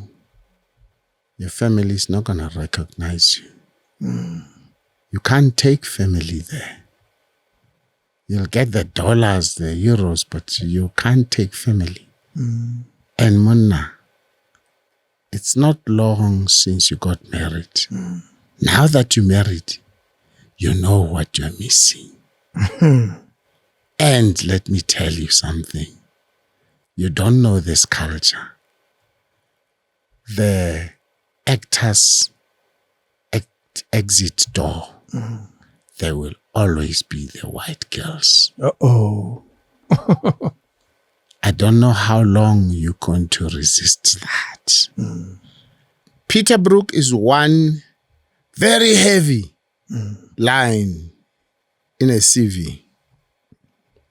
Columbia University, I own my life when I come from there. I don't look for jobs, I create jobs. For me and for others. Yeah. Ntate Jerry Ink That's true. goes a long way.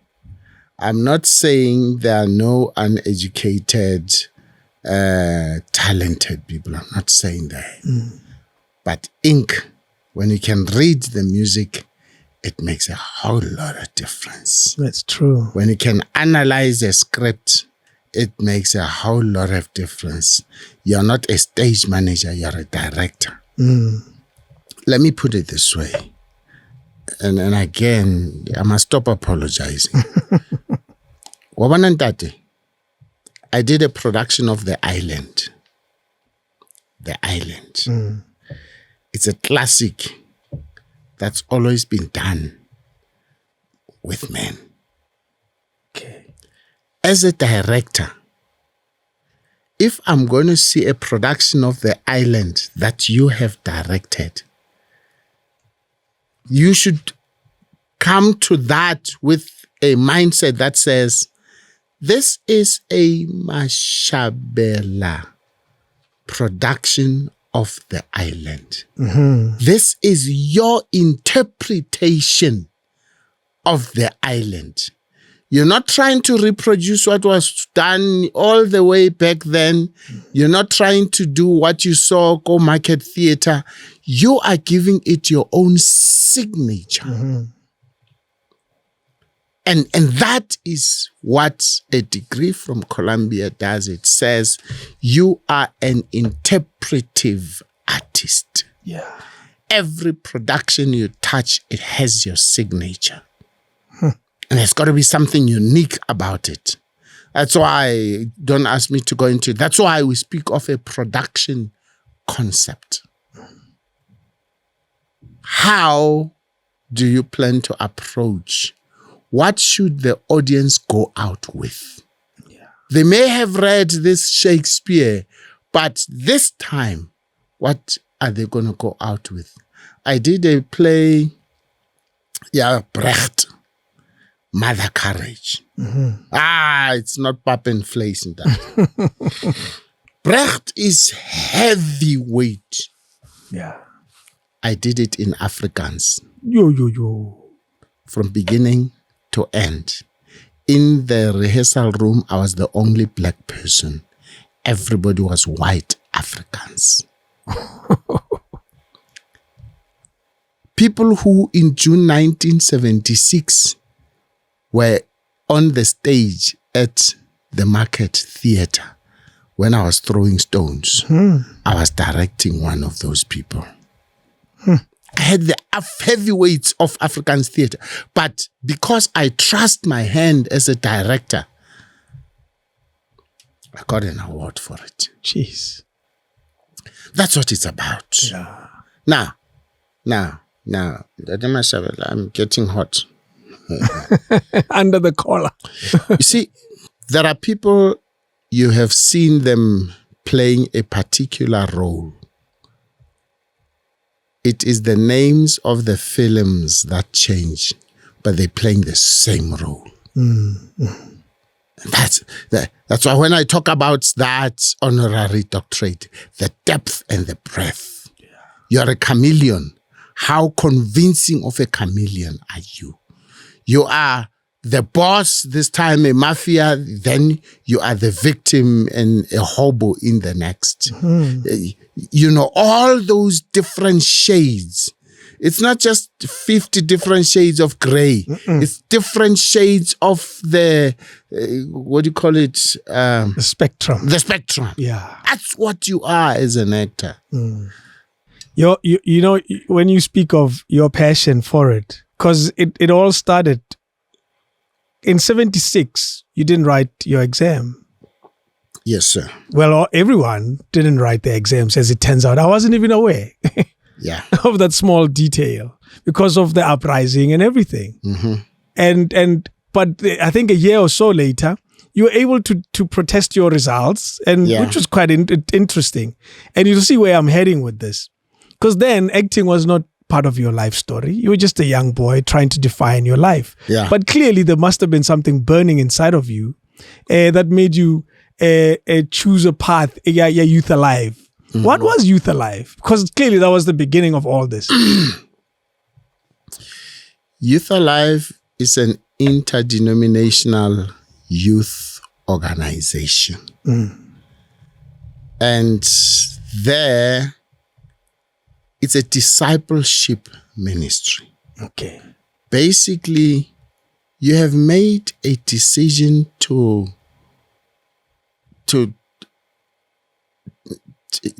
accept this Christian faith. How then must you live it out? And then they give you the tools for life as a young person and beyond. Now, please understand, our president was the chairperson of the board at Youth Alive. Wow.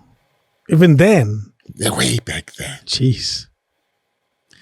It was that organization where, you see, the qualities in the integrity. Doing the right thing, swimming against the current, and doing the right thing when nobody is watching. Yeah. And so it's about what? Character. And let me say one of the statements that I believe in. You see, in our field of the arts, it's just like in the Christian faith. The highs and the lows are the dangerous areas. Because in the arts, when you get high, you get a high. I act with Denzel Washington. What? Yes. That's a high. That's a high. Yeah. You get to the airport, there's the car waiting for you. This guy's got gloves on and they've got some champagne and fruits for you from the airport. Yeah. And they put you in such a 6-star hotel, you feel dirty. You know, we shoot in Guguletu and I have all this security around me. And this is your you might still like this is a different life. But Youth Alive prepared me for that high. The lows. You get to a point where you audition and nothing is coming for 6 months. Sure. You're eating scorpo and pap. Sure. But it depends on who you are inside. You talked about a rich person. Is the man who's so poor, but when you look at them outside, and it tallies with what's your definition of success? Yeah. And being able to surf through those terrains. I'm going to be speaking in April somewhere in a church, and they asked me to speak about love for all seasons. The fact that today you don't feel in love, you just think, Lord, Must I wake up next to this woman every day for the rest of my life? Really? Can't a man take leave for a little For a month. for a month? You're still in love. Your tank is on reserve, but you're still in love. Yeah. So, Youth Alive was a critical institution in my life in character building. Besides the fact that that's where I met my wife. Yes, I learned about that very important detail. And that's where you fell in love. Not only did you get character, you also got love as well. And you've been together now for almost over 40 years. We've been married 42 years. Wow. So we've been in love since 1979, the 2nd of January. Do you remember when you met her? The day she said yes. Oh, Horea Arjol. Woo! No. In our day, she says yes. It's everything. It's the whole package. You don't propose for marriage. She says yes. It's the whole capsule. Wow. I like how you speak about Hotzea leave. Have you ever thought of taking leave from this 42-year production that you've been involved with, Leanne? In the first 5 years, yes.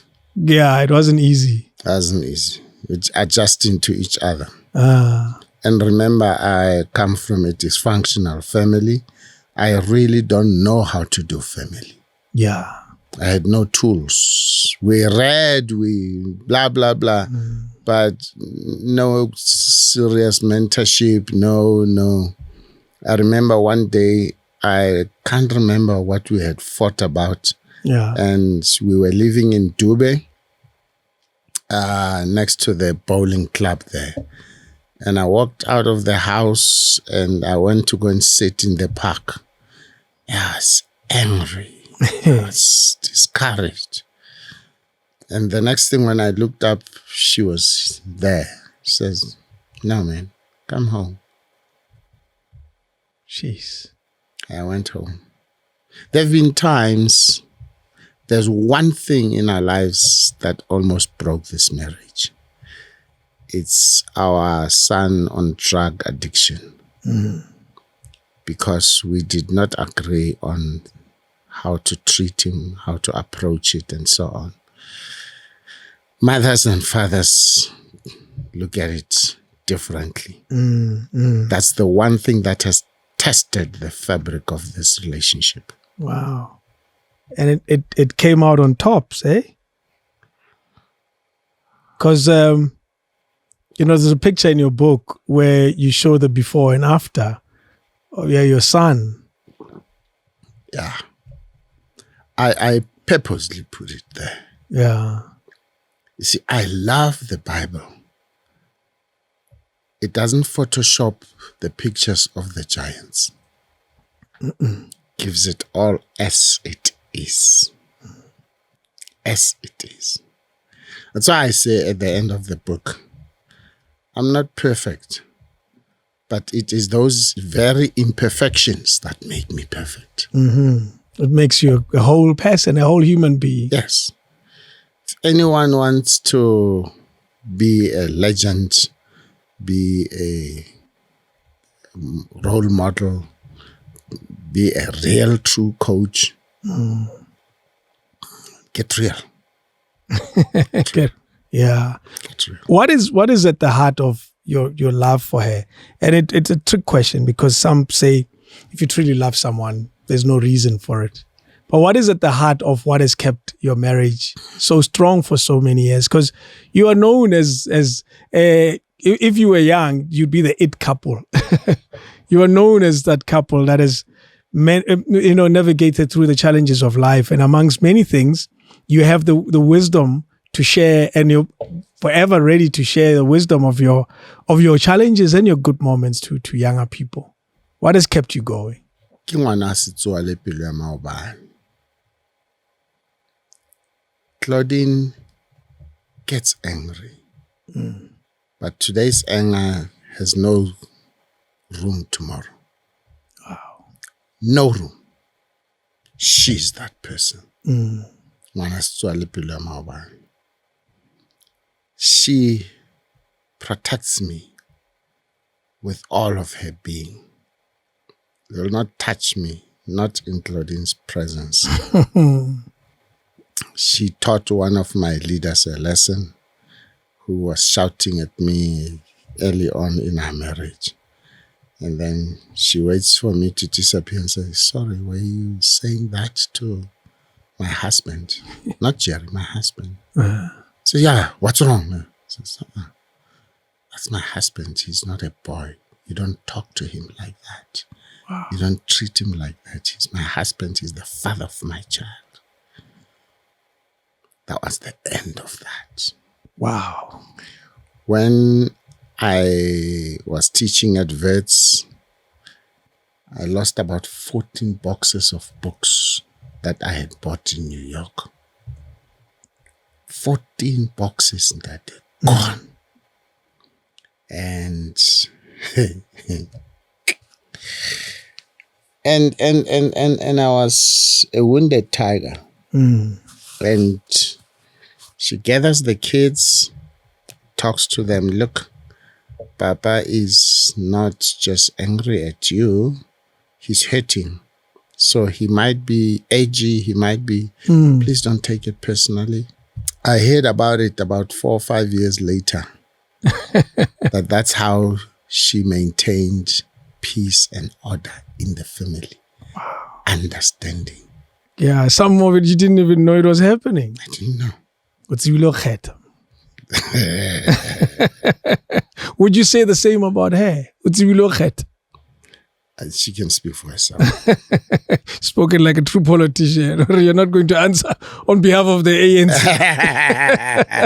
They'll do it all on their own. Eh? Yeah. How was your time in New York with her? Because you had to take her out of her own life for your dreams and aspirations.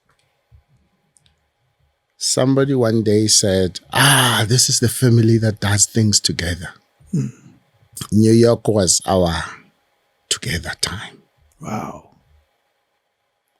By God's grace, this was our together time. I left first and all sorts of things came together. She ended up in New York. They had return tickets to go back home. By that time, our first Chief Justice, Arthur Chaskalson, was working at Columbia University. He did all her paperwork for her to be legal in New York for free. Even giving her train fare. She worked at Harlem Hospital.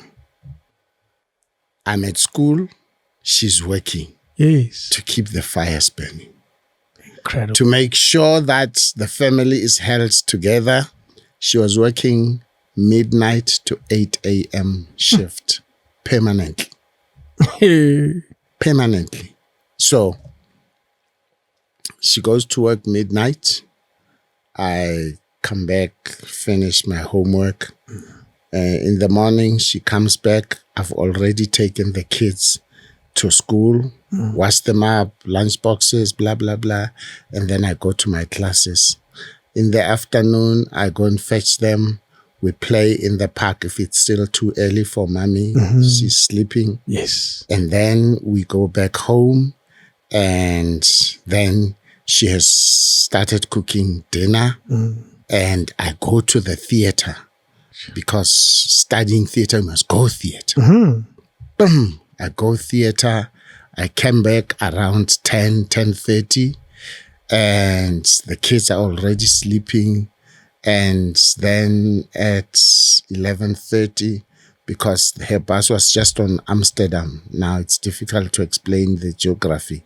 But Amsterdam and then 125th Street, it turns into Harlem. And then, is it Lexington or something? It goes to 136th Street.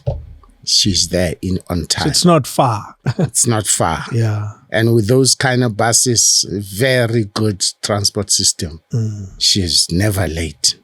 So it was that kind of relay.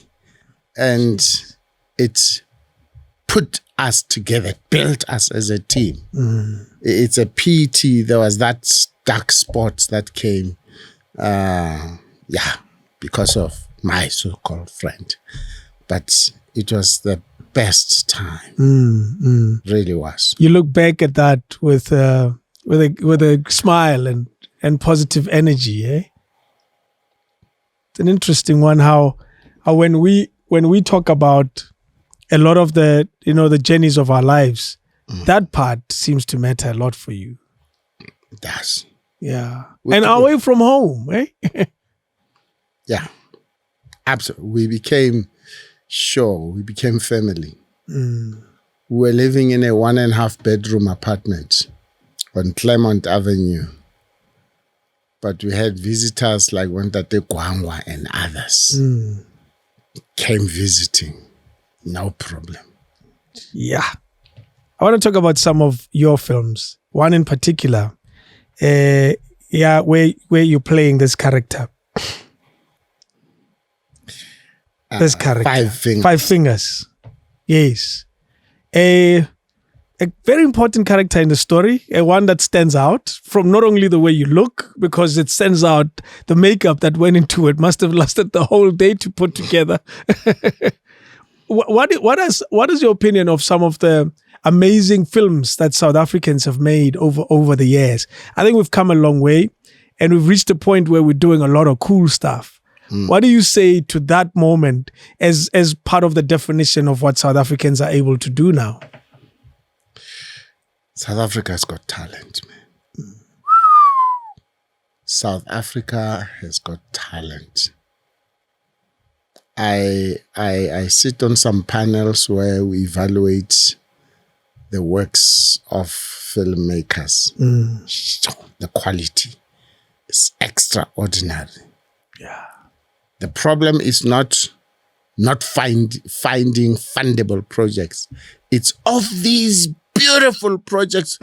Which ones do we fund? Oh, hell. Wish we could fund all 7 of these. There are 39 applications, but these 7. And South Africa's got talent. Yeah. In front and behind the camera. It's got talent. And yeah, it's just a pity that we are in South Africa and the resources are limited. Yeah, we could be far. We sometimes get accused of telling similar stories over and over again. The Tsotsi, the township, and those type of stories, and the stories of our history of apartheid history, and so forth and so forth. Is you see them much closer. You evaluate a lot more scripts than I ever would. What do you say to a comment like that? Yeah, for a while we were victims of apartheid. Yeah. But we slowly outgrowing that. We telling about the roses and we coming up with the what if. Completely what if. And you just see a story that you would otherwise not have seen. Love is a 4-letter word and things like that. We producing hits. Yeah. And I remember we were sitting in a meeting where we were saying, we must create heroes. We must create stars. I'm using that word positively now. We must create that hype about our industry and finance it. America and others do that. That's why we always want their faces in the big films. So we're slowly outgrowing that, and we're going into even areas such as animation and the kind of things that people are doing. Very exciting. Absolutely. And we're winning prizes, or at least we're getting nominated all over the world for our work, and it's not a favor. We've got what it takes and we deliver. Jerry, the director, it's a space you seem to enjoy. Too much. Do you, again, I ask that question, do you like it with cameras or with just the stage and the audience? Just the stage. I haven't had the courage to direct for camera. Yeah. I think I can. I'll be a very sad corpse if I go to the grave not having done it. It's just a matter of just breaking the wall and just doing it the first time. Yeah. My strength is in directing performance out of an actor. And with a DOP next to me, can do it. Yes. You have a good guy, as you were made to cry, to go deep and matle. Yes. Wow.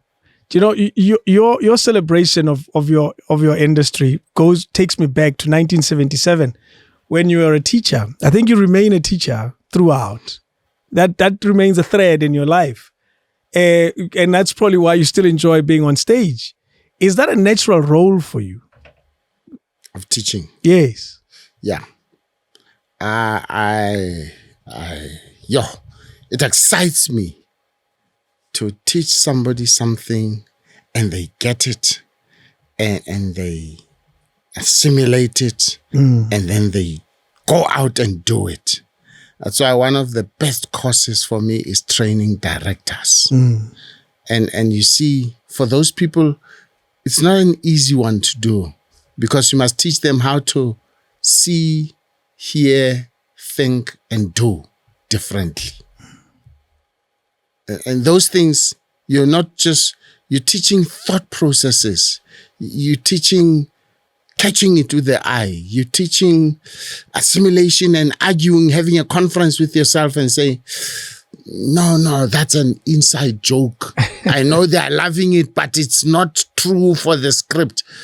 And you know, one of the principles is don't give a note that you can't correct. You know, things like that. But a teacher in me just loves it. It continues. But don't ask me to teach all my life. Never. You can't institutionalize me. Yeah.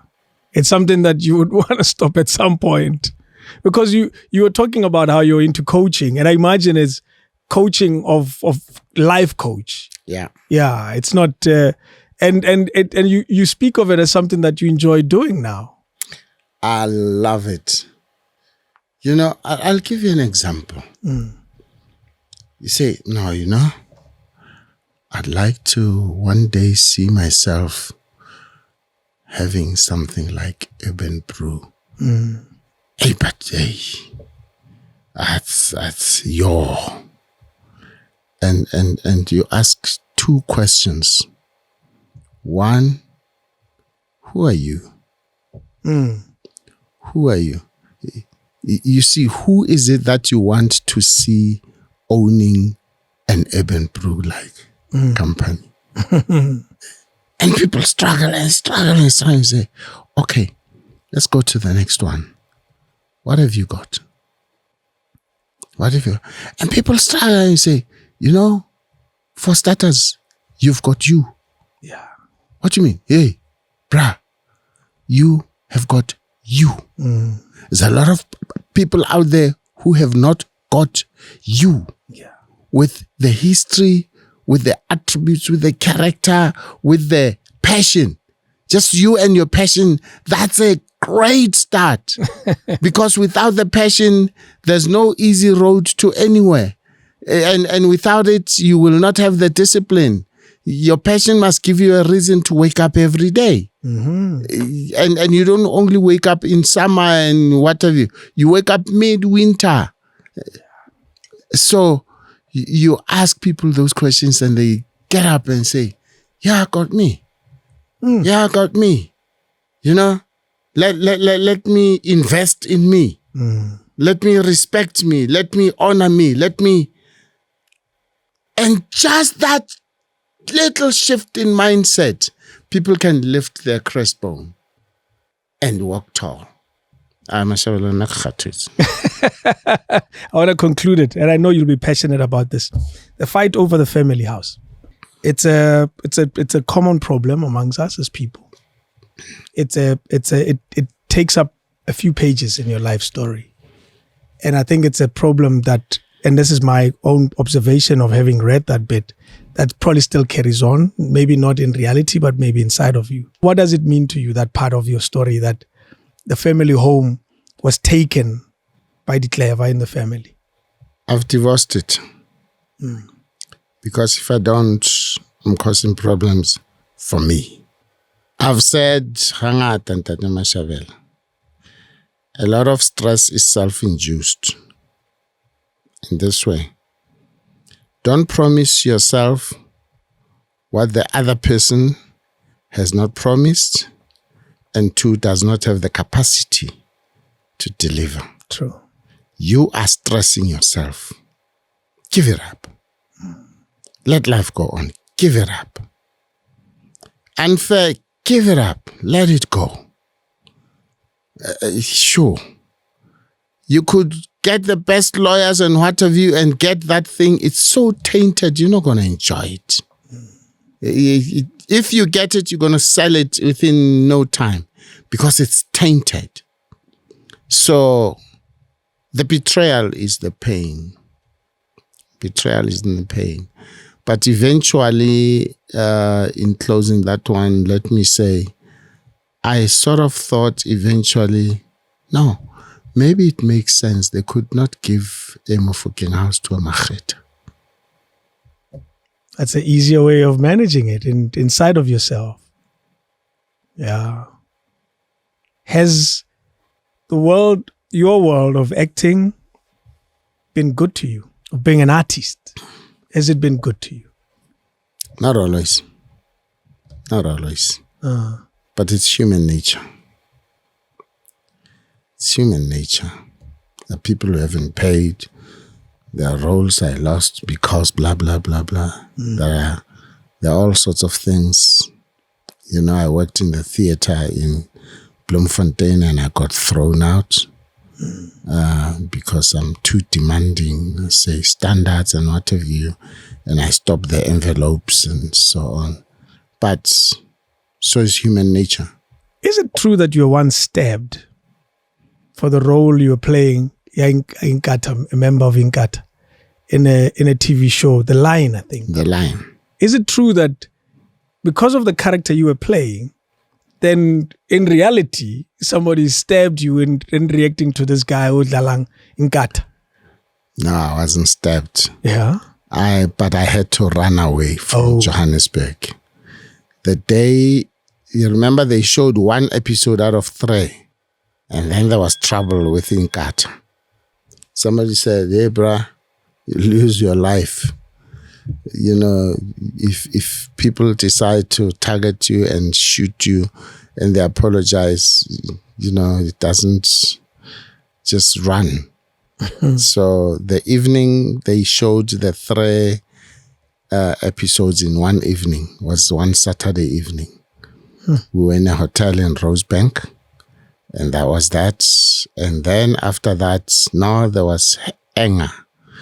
And I went to my wife's distant family in Tzaneen.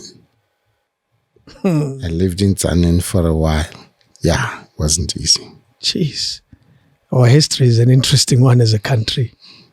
As we conclude, I would like you, as someone whom we always look up to guide married couples, young people who are navigating through their lives. And you've given a lot of wisdom in this. I'm sure they'll find something. But I want you to speak directly to them, as young people who are probably having a challenge in their marriage, don't agree, and they're looking for help and solutions. What do you say to such people? Love is one of the most beautiful things that God created for all of us. But it's just like a delicate plant, little flower that needs utmost care. Utmost care. And before you can judge the next person, the lovers, the what have you, do some homework on yourself. How can all your 4 exes agree that your problem is this and they've never talked to each other, and you still want to say you don't have an anger problem, you don't have a lies problem? You know, you must deal with the tiger in your house. So please, before you go and become a problem to the next person, just do your own introspection. That's why we run these courses, our self-empowerment, so that you know how to reflect on yourself. And when you do love. Don't do something else. Do love. I firmly believe in courtship. But during courtship, ask the relevant questions. Ask the pertinent questions. One example? What are your financial habits? What are your debts looking like right now? Yo. I say yo because it sounds very early in the relationship to be asking where maybe we are. At some point or the other, you need to ask that question. Yeah. Rather early than late. Yeah. What's been your romantic life? What's your romantic life been like? In counseling, we ask the question, okay, you had all those breakups. What was your contribution to the breakup? They can't all be devils, and you have no contribution in that, but love for all seasons. Learn to love. Love is not love which alters when it alterations finds. Work at it. Be disciplined. Be responsible. Be accountable, and garbage in, garbage out. Yeah. Learn to love and be in love even when you don't feel in love. Ladies and gentlemen, we had a legend today. We had a doctor of many things. And one in particular is of life, and its ups and downs. I think I remember once in this conversation, you asked to go to the little boy's room. And I sat here and I said it out loud. I said, I feel like I'm in a university today. And I appreciate your time. I consider myself and my guys here at the office very lucky that you agreed to this. It was a very quick request in which you said, yeah, you'll do it. And I want to express our deep, deep gratitude. Not only as myself, the guys here at the office, and South Africans at large, we're very lucky that you call us fellow citizens. Because your work in film, your work on stage, your work as a human who tells these pearls of wisdom all the time. You don't have to, but you do it. And I say to you, and we are grateful. Ra leboga. Your life story is an amazing journey. And I think, do yourself a favor if you're watching this and go check it out. It's an amazing, amazing journey. It'll leave you feeling good. It'll leave you feeling sad. It'll leave you feeling excited. It'll leave you wanting to do better with your life. And for that, I say thank you, thank you, thank you. Let's say it right. Jerry Mofokeng. Makhetha. Let me say it right. And I say to you, thank you, thank you. I hope Ntate Motsoledi will do right and make sure that all your names appear on your ID. I had the privilege of having a chat with him today on the radio. So he's an easygoing guy who wants things to be done right. And I say to you, thank you. I deliberately didn't want to speak about the politics of your industry, the monies in your industry, because it would have ruined this beautiful conversation. Because your industry is tricky. And I'm sure you know that. Yeah. So I deliberately avoided that part of our conversation, but I truly, truly appreciate it. Do you care about the doctor part of your name? Because I see you didn't put it on your book. It depends on the environment. Yeah. There are areas where if you say doctor, it's like matric.